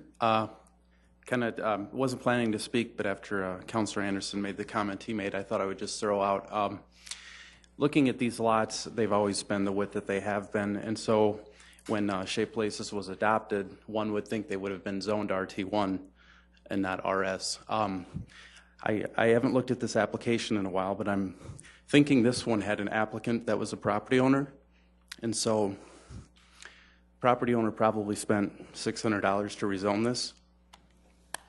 So why wasn't a city initiated a rezone? Why are they paying for this? And I know what all of the parcels were set to under the 1983 and under Shape Places. This is not the first time. It's not. This is happening a lot. So just my comment. Thank you very much. Any other comments? Council? Move for approval, Anderson. Second, Rolfing. Councilor Chair Anderson Jr. has made a motion to approve this item, seconded by Councilor Vice Chair Rolfing. A roll call vote, please. Councilmembers Erickson? Yes. Erpenbach? Yes. Jamison? Yes. Karski? Yes. Kylie? Yes. Rolfing? Yes. Staggers? Yes. Anderson? Yes. That is passed 8-0. Item 66. Item 66 is a second reading, an ordinance of the City of Sioux Falls, South Dakota, rezoning property at 605 North La Mesa Drive from the AG Agricultural District to the RS Single Family Residential Suburban District, petition number 4144, 2016, and amending the official zoning map of the City of Sioux Falls. The Planning Commission recommends approval. the applicant and owner here are Gary Haar. This is a parcel that was recently annexed into the city last year. It's roughly 0.43 acres. And the purpose of this, this application is to finish off North Whitney Avenue with a cul-de-sac, and then a single-family home will be constructed in kind of the northwest corner of this new lot. Jason, thank you. If folks, any comments on this item? Councilors? Move to approve, Karski. Second, Erpenbach. Councilor Karski's made a motion to approve this item, seconded by Councilor Erpenbach. If no further discussion, a roll call vote, please. Council members Erickson, Yes. Erpenbach, Yes. Jamison, Yes. Karski, Yes. Kylie, Yes. Rolfing, Yes. Staggers, Yes. Anderson. Yes. That is passed 8-0. Thank you, Council. Item 67. Item 67 is a second reading, an ordinance of the City of Sioux Falls, South Dakota, rezoning property at 120 North Sycamore Avenue from the RS Single Family Residential Suburban District to the RA1 Apartment Residential Low Density District, petition number 4159, 2016, and amending the official zoning map of the City of Sioux Falls. Planning Commission recommends approval. The applicant here is Mike Schultz. The owner is T&G Rentals. It's roughly 1.7 acres, and you can see on the aerial here there is an existing single-family house in the northwest corner of the property that is being proposed to stay. The other area, the applicant is requesting to construct 2 6-unit buildings on the east side of the lot and then an 8-unit building on the south side. They are proposing 20 enclosed garages and 38 surface parking spaces for a total of 58 spaces. And they also will be required that level B buffer yard along the south property line, and they will also have to buffer to the existing single-family home that's currently located on the lot. Thank you, Jason. Did anybody want to speak to this item? Councilors? Move to approve, Erpenbach. Second. Councilor Erpenbach's made a motion to approve this item, seconded by Councilor Vice Chair Rolfing. If there's no discussion, a roll call vote, please. Council members Erickson, Yes. Erpenbach, Yes. Jamison, Yes. Karski, Yes. Kylie, Yes. Rolfing, Yes. Staggers, Yes. Anderson. Council, thank you. That is passed 8-0. Item 68. Item 68 is a second reading, an ordinance of the City of Sioux Falls, South Dakota, rezoning property at northwest corner of North Terry Avenue and West Madison Street from the I-1 Light Industrial District to the C2 Commercial Neighborhood and Streetcar District, petition number 4179, 2016, and amending the official zoning map of the City of Sioux Falls. The Planning Commission recommends approval. The applicant here is Doug Brockhouse, and the owner is the South Dakota Land Company. It's roughly 6.3 acres, and this is located on Madison Street, just west of the I-29. The purpose of this rezoning is strictly for them to market the property for commercial uses instead of light industrial uses. Jason, thank you. Second reading, folks. Anybody want to discuss this item? Councilors? Move to approve, Karski. Second, Anderson. Councilor Karski's made a motion to approve this item, seconded by Councilor Chair Anderson Jr. A roll call vote, please. Council members Erickson, Yes. Erpenbach, Yes. Jamison, Yes. Karski, Kylie, Yes. Rolfing, Yes. Staggers, Yes. Anderson. Yes. That is passed 8-0. Thank you, Council. Item 69. Item 69 is a second reading, an ordinance of the City of Sioux Falls, South Dakota, rezoning property at the southwest corner of East 26th Street and South 6 Mile Road from the RS Single Family Residential, Suburban, and CN Conservation Districts to the RS Single Family Residential, Suburban, and CN Conservation Districts, petition number 4183, 2016, and amending the official zoning map of the City of Sioux Falls. The Planning Commission recommends approval. The applicant and owner are Chuck Point, representing Ronning Companies. It is located at that southwest corner of East 26th Street and South 6 Mile Road. It's roughly 78.8 acres. And the purpose of this specific request is to kind of tweak and add some additional conservation areas within the proposed single-family development. Jason, thank you. Did anybody want to speak to this item? Councilors? Move for approval, Anderson. Second, Rolfing. Councilor Chair Anderson Jr. has made a motion to approve this item, seconded by Councilor Vice Chair Rolfing. A roll call vote, please. Council members Erickson, Yes. Erpenbach, Yes. Jamison, Yes. Karski, Yes. Kylie, Yes. Rolfing, Yes. Staggers, Yes. Anderson. Yes. That is passed 8-0. Thank you, Council. Item 70. Item 70 is a second reading, an ordinance of the City of Sioux Falls, South Dakota, rezoning property at 5100 West 12th Street from the I-1 Light Industrial District to the C3 Commercial Community District, Petition number 4184, 2016, and amending the official zoning map of the City of Sioux Falls. Planning Commission recommends approval. The applicant and owner of this parcel is Billion. It's located just kind of east on Marion Road on West 12th Street. It's roughly 8.8 acres, and there's a current building on the site that was the old High Roller industrial building. The purpose of this application is to rezone this to a commercial district, and then they are proposing to construct roughly an 80 by 200 foot addition on the east side of the building. That will give this total structure a size of just under 70,000 square feet.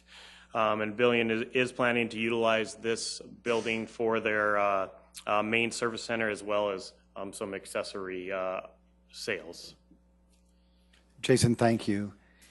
Did anybody want to speak to this item? Councilors? Move approval, Rolfing. Second, Karski. Council Vice Chair, has been a motion to approve this item, seconded by Councilor Karski. A roll call vote, please. Council members Erickson? Yes. Erpenbach? Yes. Jamison? Yes. Karski? Yes. Kylie? Yes. Rolfing? Yes. Staggers? Yes. Anderson? Yes. Thank you, Council. That's passed 8-0. Item 71. Item 71 is a second reading, an ordinance of the City of Sioux Falls, South Dakota, amending the Code of Ordinances of the city by amending Chapter 51, Utility Rates and Charges, Subchapter Water Distribution Platting Fee, Section 51.65, Water Distribution Platting Fee. Good evening, Chad Heavey with the Engineering Division of Public Works. In 2008, the city completed a nexus study and the water distribution system platting fee was implemented. Through the end of 2015, the city has collected approximately $2.8 million in water distribution system platting fees. In 2015, the nexus study was updated, and tonight is the second reading to implement the revisions recommended by that study. The methodology for the fees is very objective and is not based on a comparison of development fees in other communities. The 2015 study indicated the developable acres per section in the City of Sioux Falls has decreased by 3%, and the construction costs for water infrastructure has increased by 11%. The platting fee is calculated by dividing the water distribution cost per section of land by the developable acres per section of land, which comes to $1,970 per acre. Our recommendation is that the increased fees go into effect January 1st of 2017. We are recommending a 19% increase at one time in 2017, followed by a 2.5% increase in 2018, 2019, 2020, and 2021. I will also mention that during the next 5 years, if we do not determine, or if we determine that a nexus study update is not needed, the rates will automatically go up 2.5% after 2021 as well. We have discussed this with the Infrastructure Review and Advisory Board and have received their approval. Likewise, we have also received approval from the Sioux Empire Home Builders Association. We have had meetings with a group of multifamily developers and with the South Dakota Multi-Housing Association. They do not oppose it, nor do they support it. And so tonight I'm asking for your support, and I'm here to answer any questions you may have. Chad, thank you. Appreciate it. Did anybody in the audience want to engage the council? Welcome.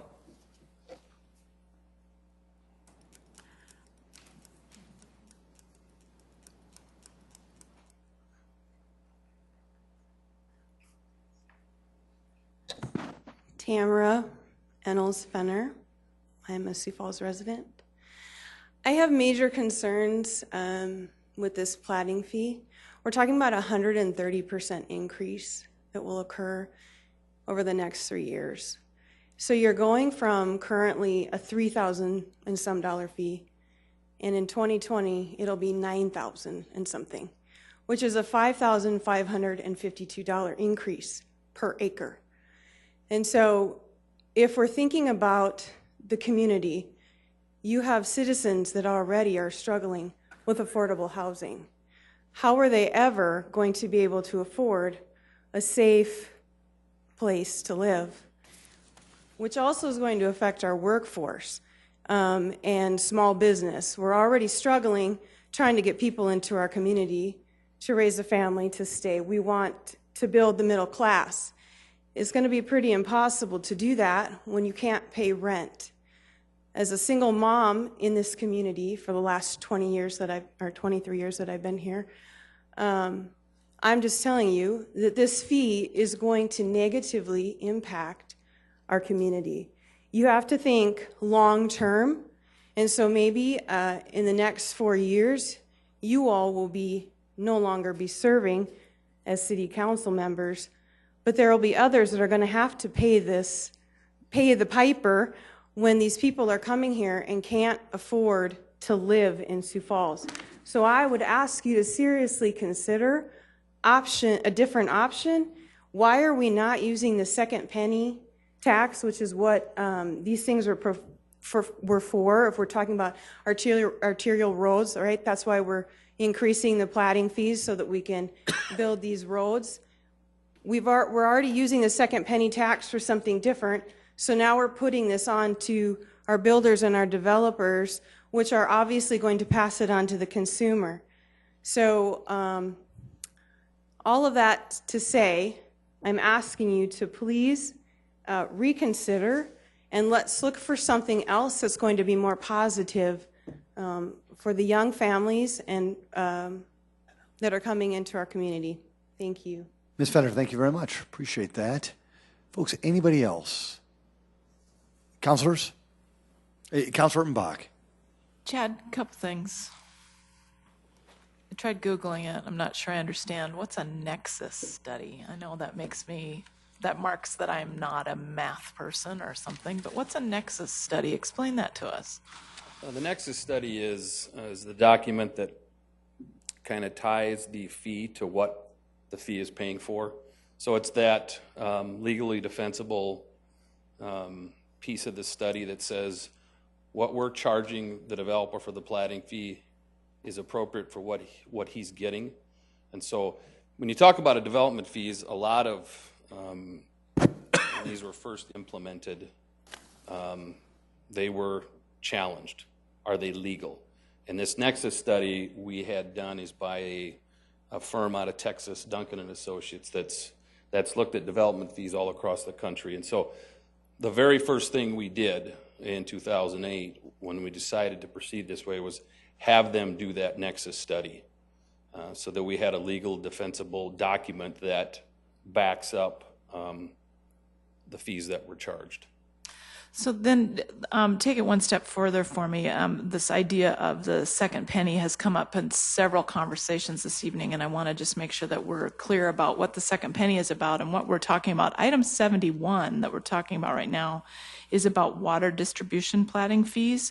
You talk about water distribution and why do developers have to, or should they, help us pay for constructing this kind of stuff? When we talk about water and arterial streets, they go hand in hand. Sewer's there first, but then when you build this large arterial street, you also need the other infrastructure there, which is water. And so those water lines built on those arterial streets are there specifically to serve that section of road. And so they are there for development. So that's why we have created both the arterial street platting fee and the water distribution system platting fee. Now, item 71 is the water platting fee, and the next item will be the arterial street. Right. Chad, to Councilor Urtenbach's question, though, I think she was trying to, can you help explain maybe the difference between the second penny and these platting fees, and why we wouldn't utilize a second penny fund for certain things? If I could, Mr. Mayor. I'm so sorry, Councilor Urtenbach. The second penny was set by state law in the early 90s as something to help us with capital projects. And so really the question is, why is this not a capital project? Why do we not consider this particular item to be something that could be covered by the second penny. And I want you to explain developer fees. That's what I'm trying to say. Thank you. First of all, the water fees are an enterprise fund. And so when we collect a certain amount of our water distribution platting fees to pay for these water mains, if we don't have enough in the platting fees, they're always supplemented by the enterprise funds. So again, it's a sales tax fund versus the enterprise fund. Now the arterial street, we don't fund any of the enterprise infrastructure with sales tax. And so this is strictly, the water mains are there for the development. The water infrastructure system is paid for out of the enterprise system. And so just like when we talk about arterial streets, it's a 70-30 split. It's also a split per se.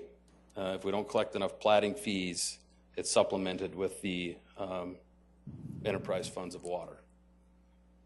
It doesn't look like I answered your question, but. No, I think part of the point is it's a pretty complicated topic, and the concern is, and it continues to be for all of us who sit on the council and who in the future and in the past, we're very concerned about the ability of folks to purchase new homes, to build new homes in these areas that are being developed.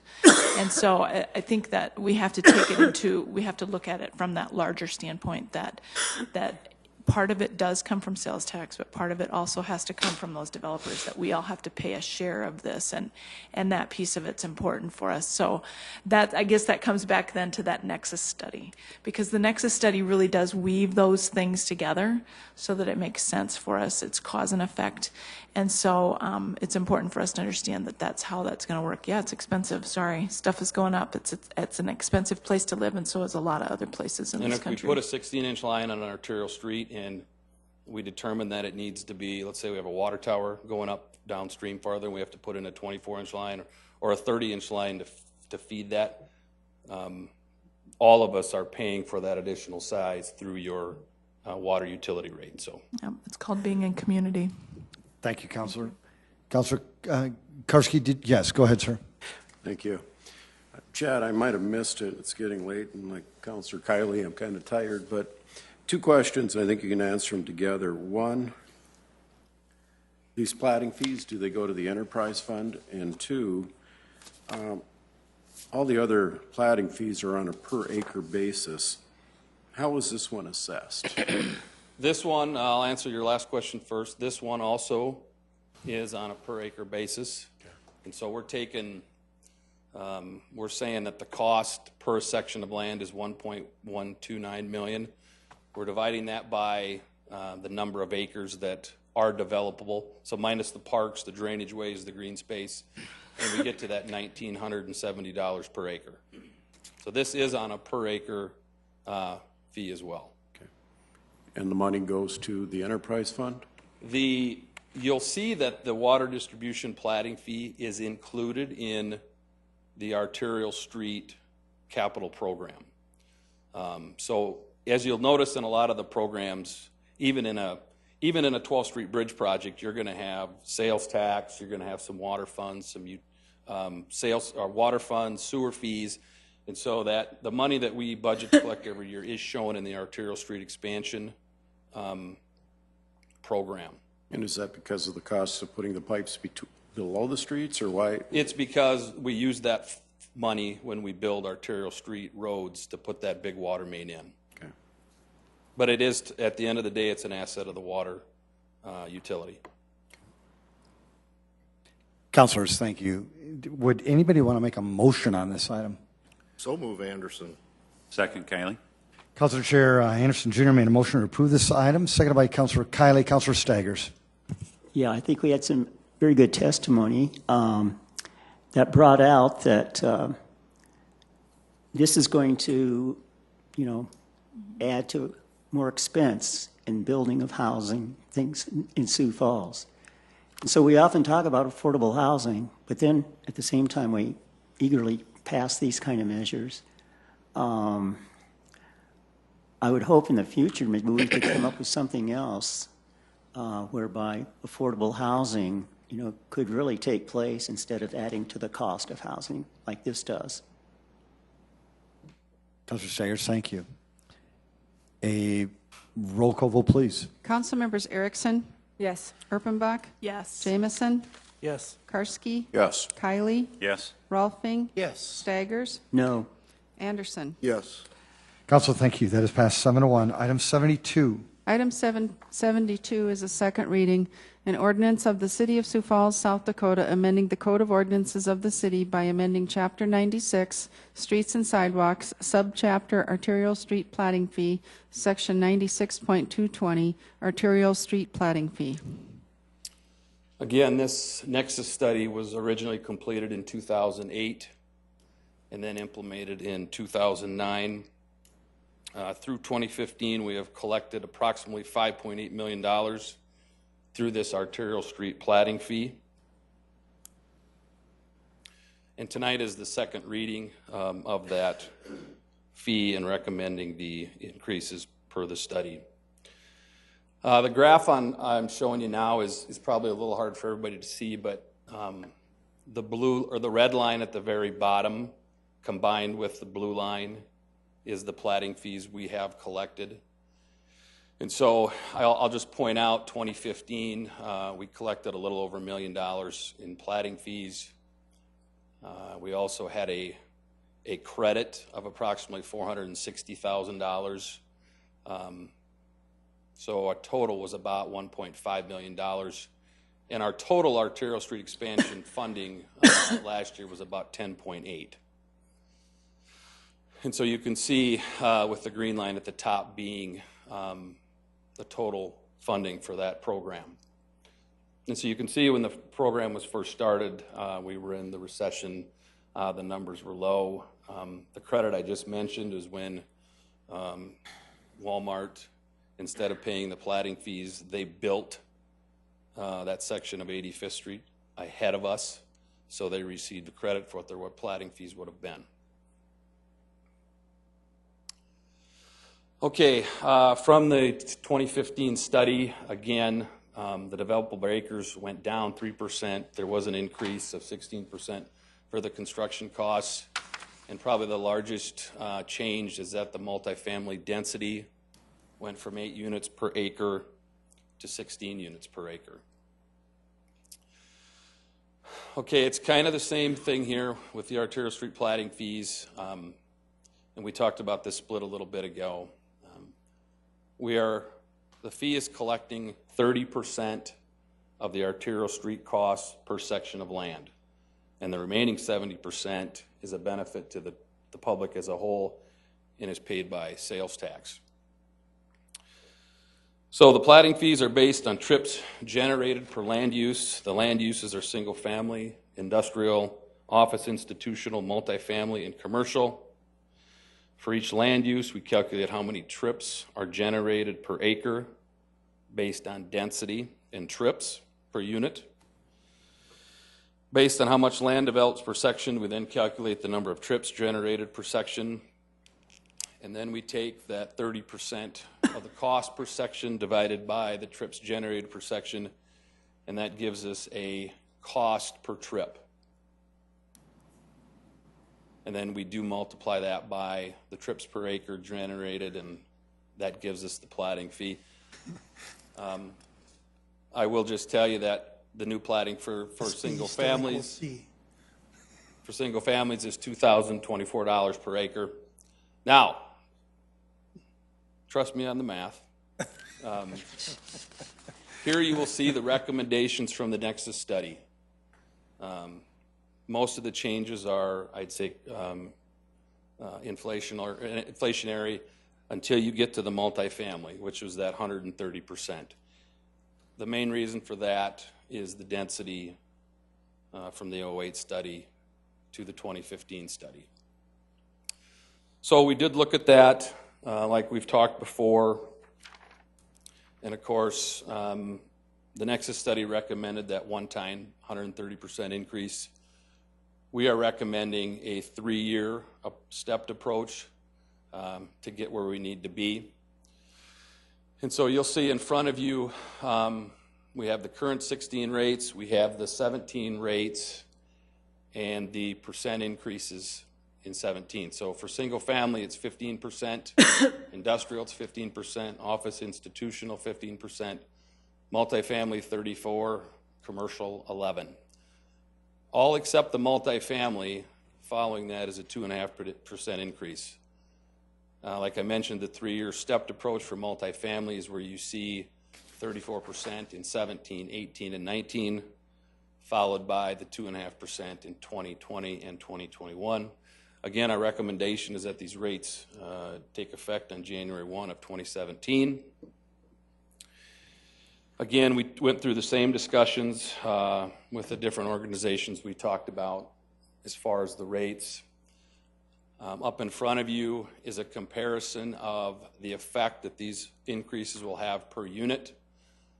I will point out on the single family that from 16 to 17 is an additional $94 per single family house built, which is a 15% increase.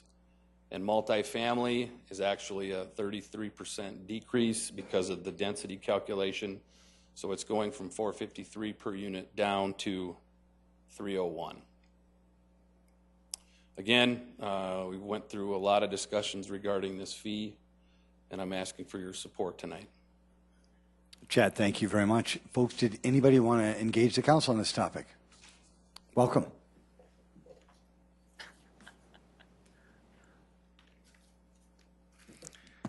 Greg Neitzer, Sioux Falls. Once again, not planning to talk about this item, but hearing some of this lively discussion, I thought I'd take a shot at it. So in 2008, I guess we were at a crossroads. We had to figure out, after the sewer collapse, we had to figure out what are we going to do to fix this infrastructure and fix the sewers. We had a lot of things we had to fix, and it's a very good thing. I mean, we were scoping the lines, and to Mark Cotter's credit and the mayor's credit, we've done a lot of work. It's great. So we probably could have went in a couple directions. We probably could have looked in the second penny and figured, well, sewers are core infrastructure. Let's use the second penny. Or we could go another route, and we could go the enterprise fund route. And we could use water rates and charge the users, and we chose the latter. I guess philosophically, I really struggle with going that route, and the same thing goes with the platting fees, knowing that it's for those who think, well, it's just going to be those evil developers. This is going to get passed on. So when I've talked to affordable housing groups, what they've shared with me is one of the biggest impediments to affordable housing is lot prices. Lot prices. $40,000 for a lot now for a single family home. It's almost impossible for them to do affordable housing. All of these things just keep incrementally adding and adding and adding. So I guess that's one of my big issues. So the platting fees for the streets are generating, I think he said $1.2 million a year, and the second penny is now 65 million.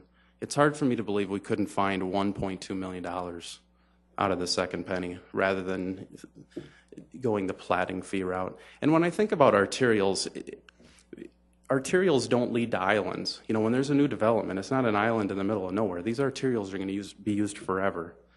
And they're arterials, and what is an arterial? It's something used to get all the way across the city. It's not some little local road that only goes into a cul-de-sac.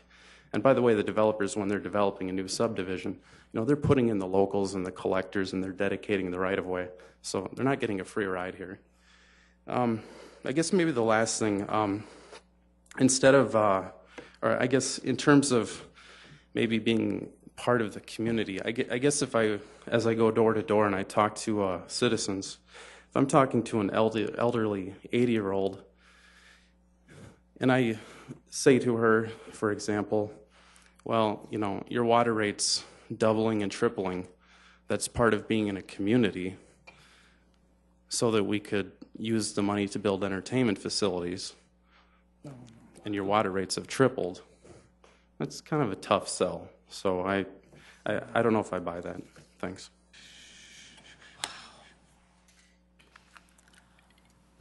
Is there anybody else who wanted to engage the council on this topic? Councilor, just one more here. Just come. Thank you. Welcome.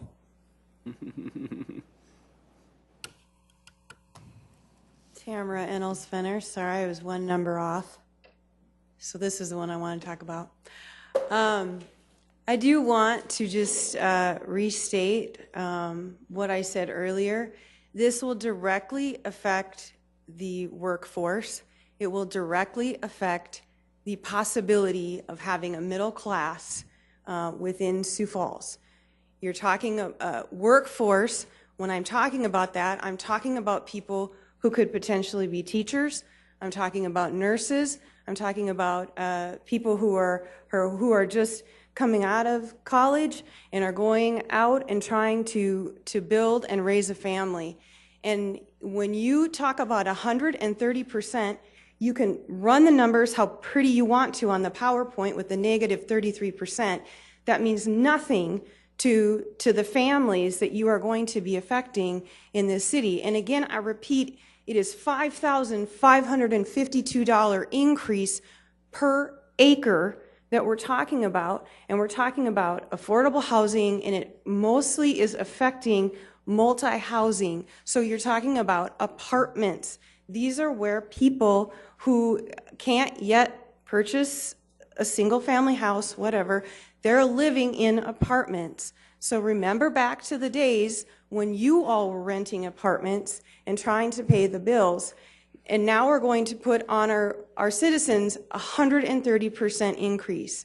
And so all I'm asking you is to be reasonable and come up with Plan B. There's got to be something else that we can do. I understand roads need to be built. I get all of it. I really do. But I'm asking you on behalf of the citizens. Plan B, please. Thank you. Thank you very much. Welcome.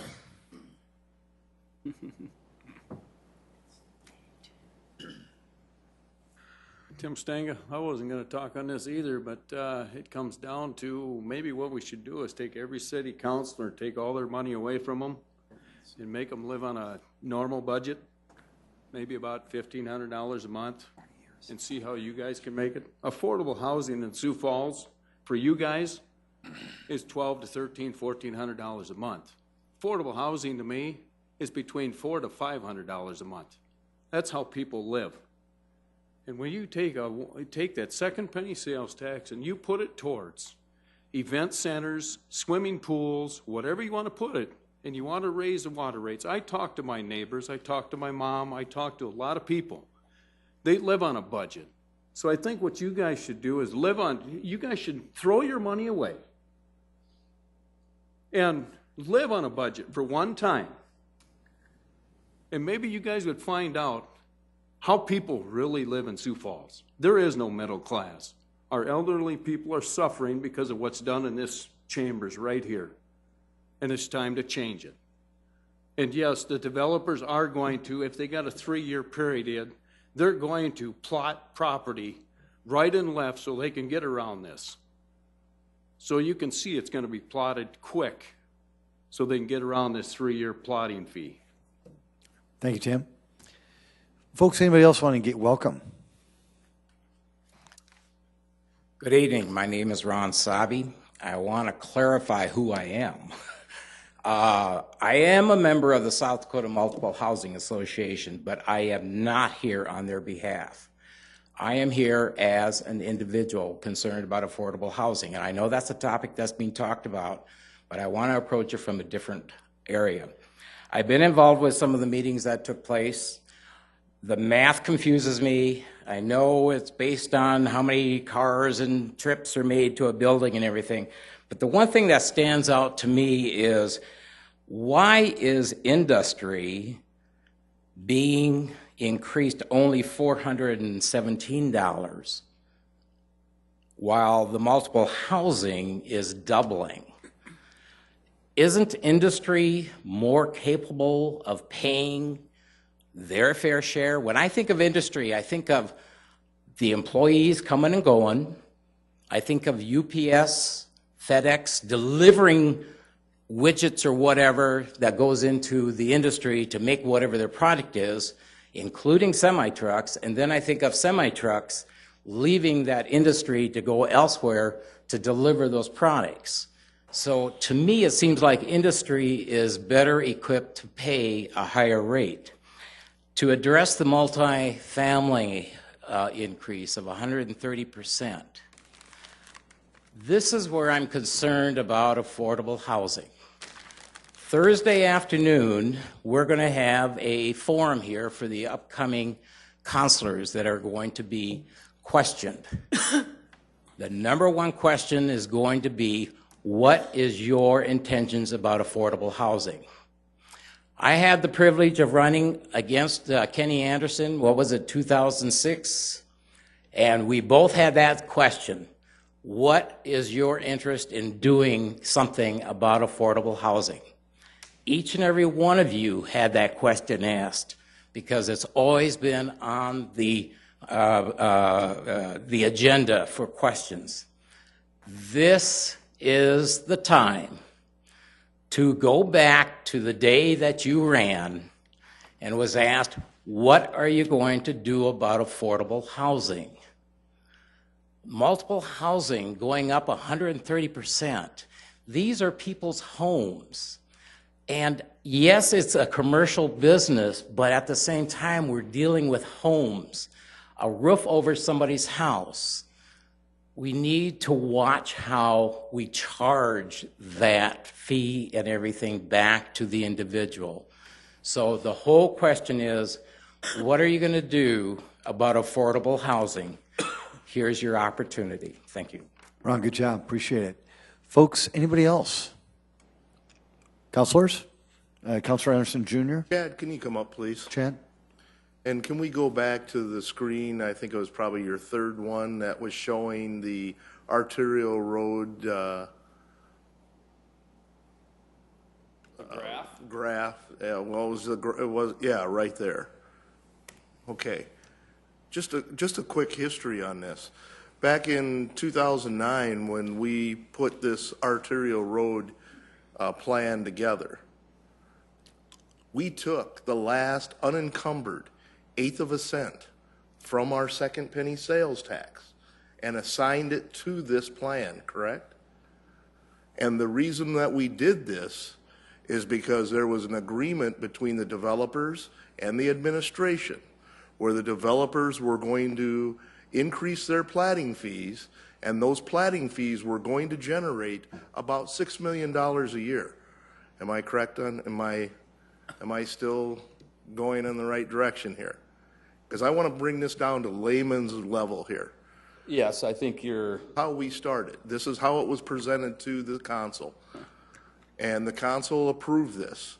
Unfortunately, to nobody's fault, we had the housing shortfall at that time.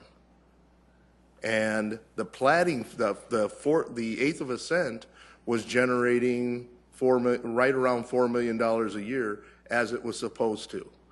The platting fees basically fell very short than the $6 million, as you can see here in this graph. And after the 7 years, instead of $40 million in platting fees, we only had 5. And that's when we started to take a look at this and seen that we needed to readjust. And the adjustment was done because of the changes in the developer's business plan. And that was, instead of building single-family homes, they were building apartments using the same property, but they were building up instead. Am I still on the right path? You bet. And this is the reason why we've come to where we are at today. The city has been responsible. The city has used the sales tax revenue to be able to help along with this. And then we also utilize, don't we also utilize other sales tax money for roads and that? Beyond this, this was supposed to be extra money. It is, the sales tax component is the .08 that you talked about, and then it's supplemented with .92. But right, the .92. So, but this whole plan was to generate $10 million a year extra for roads and that. That did not happen.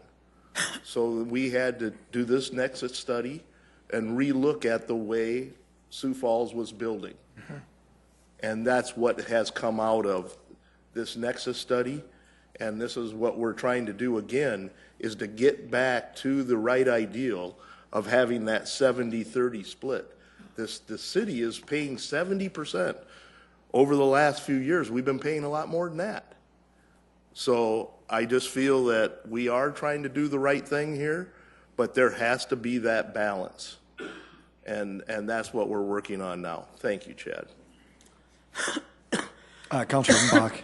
Just a question about a platting fee. How often do I pay that as a property owner? Do I pay it once a year? Do I pay it 6 times a year? How often do I pay it? Property owner, you rarely will pay it. As a developer, then, when one time.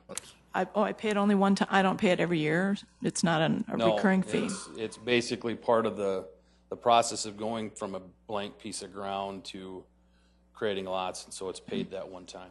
Great, thank you. Councilor Erickson. I don't mean to go down a bunny trail here, but I'm curious if, in the conversation of raising the platting fees, if the discussion has, I know the discussion has taken place over the years, but I just didn't know if it was part of this discussion of redevelopment of platting. So I know oftentimes there's been some developers, not to name names, have said, why can we knock down 47 houses and build whatever and not have to, and I know there's redevelopment, et cetera, but I'm just curious if that's been part of the conversation, either bringing in a small portion to making sure it's equal across the playing field or not. Exactly. We've talked about it at length. Your 47 houses example, we'll just talk about that briefly. You take the 47 houses down, you build a hospital, something new. You legally don't have to replat. You can now call that lots 1 through 47 of block 20 and you're good to go. So we can't require you to replat that. You're ready. You can just proceed and build your new building as you want. So that has been a discussion. One side of it has been we should, to try to capture those redevelopment costs and fees, we should stop with platting fees and go more to an impact fee. The majority of the municipalities do have impact fees if they have form of development fees.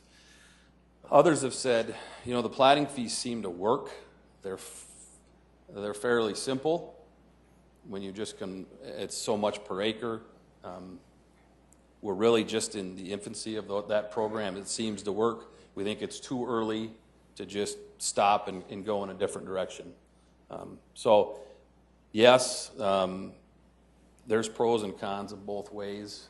At this point, our recommendation is to stay with platting fees, and I think that's what potentially the HBA would say as well.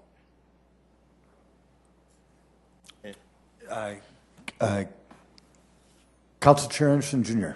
One other thing for like talking about this redevelopment fees and things like that is we've worked as far as affordable housing replacement within the city. You know, you're talking 47 houses being torn down. To tear down those houses and dispose of the material, it's about $5,000 a house. So, you know, when you're talking 47 houses, you know, you're talking almost $250,000 that they're already investing to reinvest in our city. So I think that's probably where we're struggling on trying to add any impact fees or anything like that with developing in our core and our central area of our city.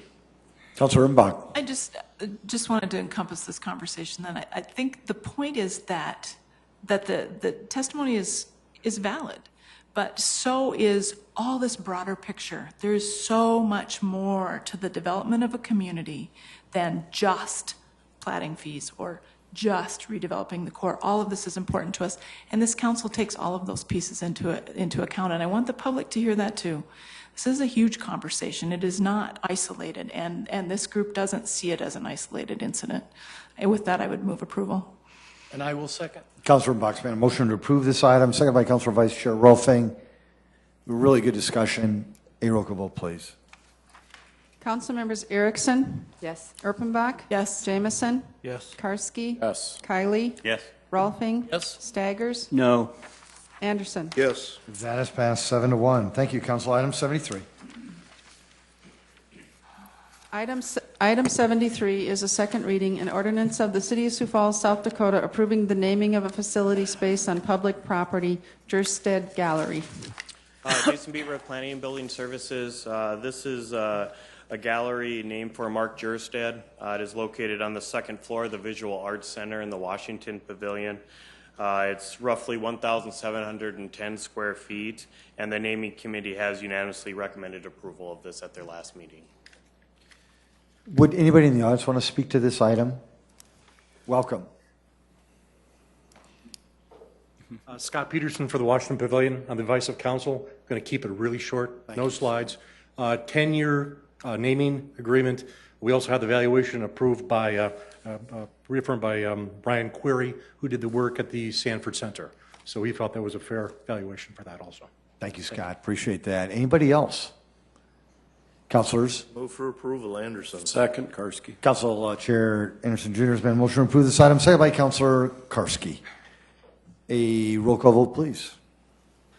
Council members Erickson? Yes. Erpenbach? Yes. Jamison? Yes. Karski? Yes. Kylie? Yes. Rolfing? Yes. Staggers? Yes. Anderson? Thank you, Council. Has passed 8-0. Item 74. Item 74 is a second reading, an ordinance of the City of Sioux Falls, South Dakota, approving the naming of a facility space on public property, Schultz Gallery.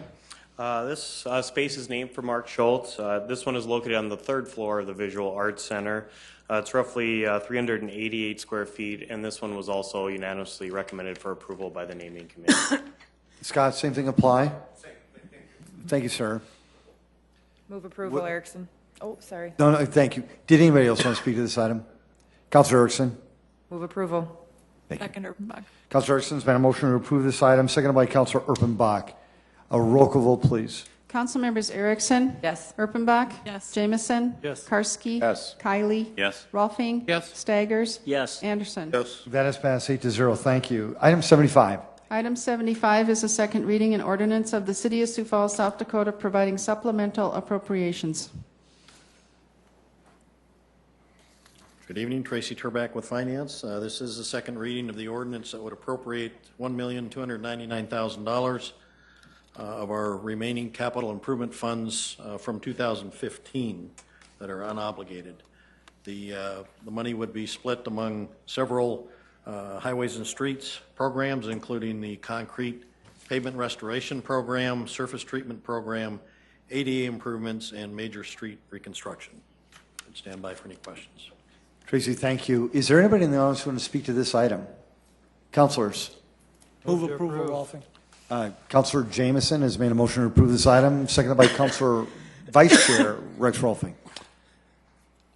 A roll call vote, roll call vote, please. Council members Erickson? Yes. Erpenbach? Yes. Jamison? Yes. Karski? Yes. Kylie? Yes. Rolfing? Yes. Staggers? Yes. Anderson? Council, thank you. That has passed 8-0. Item 78. Yes. Item 78 is a resolution amending the 2016-2020 capital program. This is a companion action with the supplemental ordinance that you just approved for the Highways and Streets program. This would actually put those dollars into our 5-year capital program.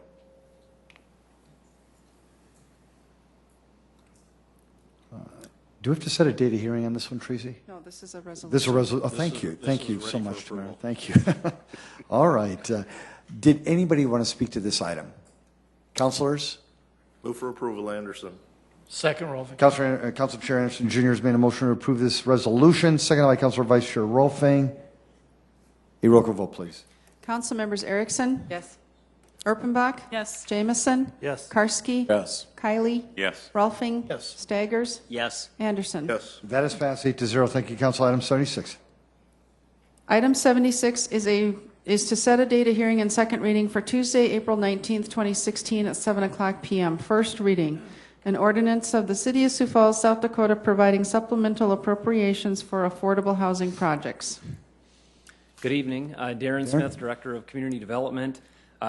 It is, as was just stated, it's simply to set a date of second reading for second reading on April 19th. So I'll pause if you'd like to take that action now. If you'd like, I can go into more detail, but I'm guessing that won't be the case. Darren, thank you. Councilor Chair Anderson Jr. Move to set the date of hearing and second reading for Tuesday, April 19th, 2016. Second. There's been a motion to set that date of hearing and second reading by Council Chair Anderson Jr., second by Councilor Kiley. A roll call vote, please. Council members Erickson? Yes. Erpenbach? Yes. Jamison? Yes. Karski? Yes. Kiley? Yes. Rolfing? Staggers? Yes. Anderson? Yes. That is passed 8-0. Thank you, Council. Item 77. Item 77 is to set a date of hearing and second reading for Tuesday, April 19, 2016 at 7:00 p.m. First reading. An ordinance of the City of Sioux Falls, South Dakota, amending the Code of Ordinances of the city by revising Chapter 117, Peddlers and Vendors. Good evening, Jim David again, Legislative Operations Manager. Back in December of 2015, the City Council approved changes to the peddler ordinance. Since that time, an error has been found in Section 117.030. The references to driver's license and license should instead refer to permit. That's the only change. Thanks so much, Jim. Appreciate that. Councilors, would anybody want to set a date of hearing and second reading for Tuesday, April 19th for this item? So moved. Second. Councilor Karski's made that motion, seconded by Councilor Kiley. A roll call vote, please. Council members Erickson? Yes. Erpenbach? Yes. Jamison? Yes. Karski? Yes. Kiley? Yes. Rolfing? Yes. Staggers? Yes. Anderson? That is passed 8-0. Thank you, Council. Item 78.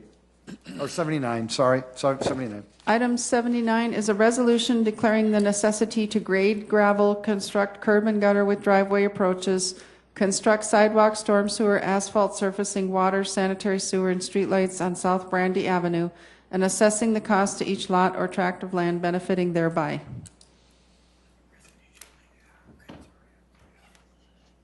Good evening again, Chad Heavey with the Engineering to Public Works. Jason will get this up here just in a second. We were talking about Brandy Avenue, which is south of 85th Street and east of Western Avenue. After 7 years of discussion, 3 properties on the east side of Brandy Avenue annexed into the city in 2013. In 2014, the city entered into an agreement with these 3 properties. Again, here we are at 85th and Western. So in 14, we entered into an agreement with 3 parcels on the east side of Brandy and the property owner on the west side to construct this street to city standards at their expense.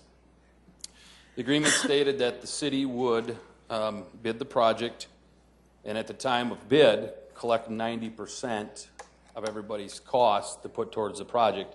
And then once the construction was complete, there'd be a true-up period. In 2015, the project was constructed and costs were higher than the estimate used in the agreement. So as of today, 3 of the 4 properties have paid in full. The 4th property has paid approximately 75% of their share and are requesting the remaining dollars to be assessed. Now, typically a resolution of necessity like this is done before construction. But in this case, we are bringing it after construction. The property owner has waived any objection to the timing of this resolution and other procedures associated with this item.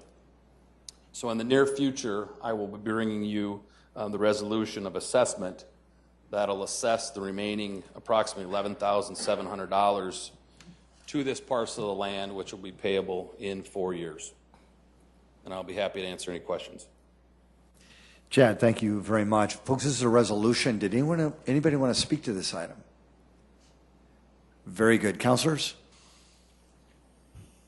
Move for approval, Anderson. Second. Councilor Chair Anderson Jr. has made a motion to approve this resolution, seconded by Councilor Kiley. A roll call vote, please. Council members Erickson? Yes. Erpenbach? Yes. Jamison? Yes. Karski? Yes. Kiley? Yes. Rolfing? Yes. Staggers? No. Anderson? Yes. That has passed 7-1. Thank you, Council. Item 80. Item 80 is a resolution of the City of Sioux Falls approving the preliminary plan of Ackerson's addition.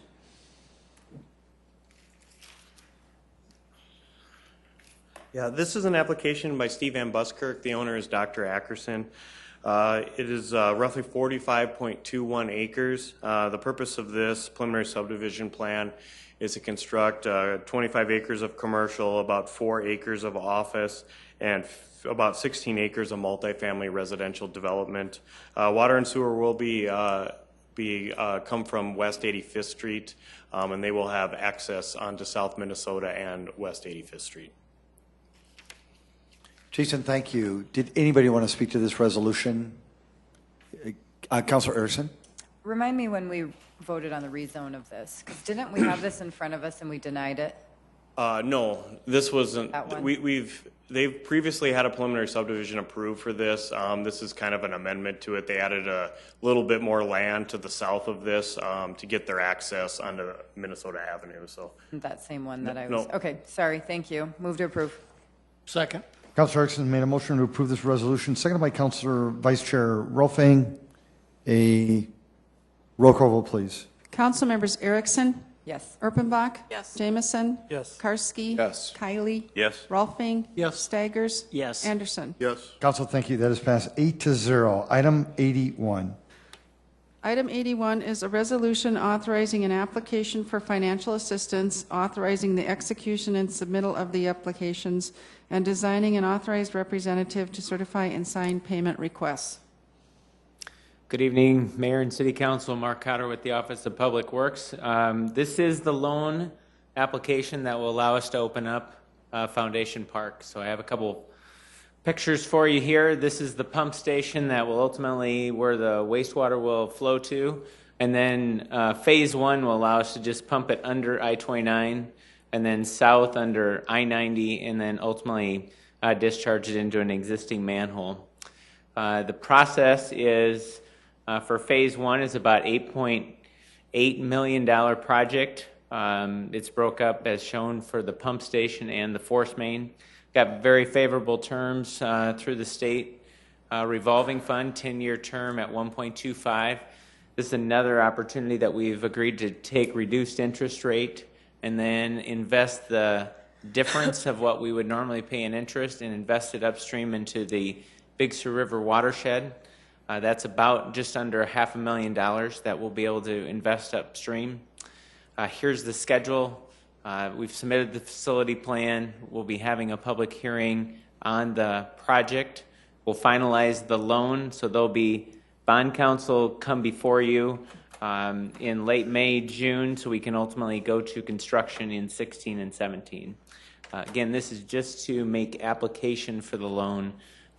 Securing the actual loan documents will come at a later council meeting. Mark, thank you. Appreciate that. Did anybody want to speak to this resolution? Councilors? Move approval, Karski. Second. Councilor Karski's been a motion to approve this item, seconded by Councilor Jamison. If there is no discussion, a roll call vote, please. Council members Erickson? Yes. Erpenbach? Yes. Jamison? Yes. Karski? Yes. Kylie? Yes. Rolfing? Yes. Staggers? Yes. Anderson? Yes. That is passed 8-0. Thank you, Council. Item 82. Item 82 is a resolution including certain contiguous territory within the corporate limits of the City of Sioux Falls, South Dakota, Annexation 3871, 2015, Rockfam, 85th Street and Western Avenue. The applicant and owner here is Brett Rockvam. That's roughly 1.69 acres.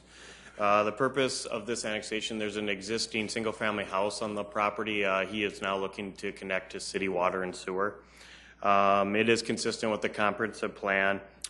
Sewer will be accessed from the south. There's a line that runs up from the south all the way up to this property, and then water will be accessed from West 85th Street. Thank you, Jason. Did anybody want to speak to this resolution, folks? Councilors?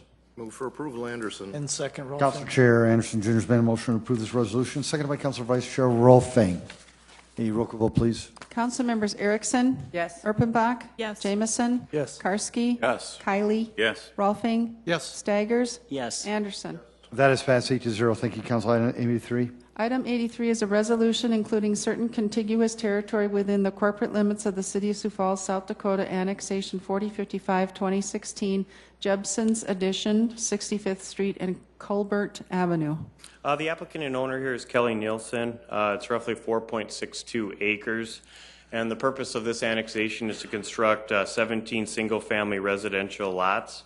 They will extend water and sewer from the east, and 65th Street will be punched all the way through then to T. Ellis Road. Jason, thank you. Did anybody in the audience want to speak to this resolution? Councilors? Vote for approval, Anderson. Second, Karski. Council Chair Anderson Jr. has been a motion to approve this resolution, seconded by Councilor Karski. A roll call vote, please. Council members Erickson? Yes. Erpenbach? Yes. Jamison? Yes. Karski? Yes. Kylie? Yes. Rolfing? Yes. Staggers? Yes. Anderson. That is passed 8-0. Thank you. Item 84. Item 84 is a resolution advising and giving consent to the appointment of members to certain citizen boards, those being Board of Preservation, Cindy Conda, Sioux Falls Convention and Visitors Bureau's Business Improvement District, Thomas Morris, and for the Visual Arts Commission, Alita Branson, Larry Crane, Zachary DeBoer, Sandra Pay.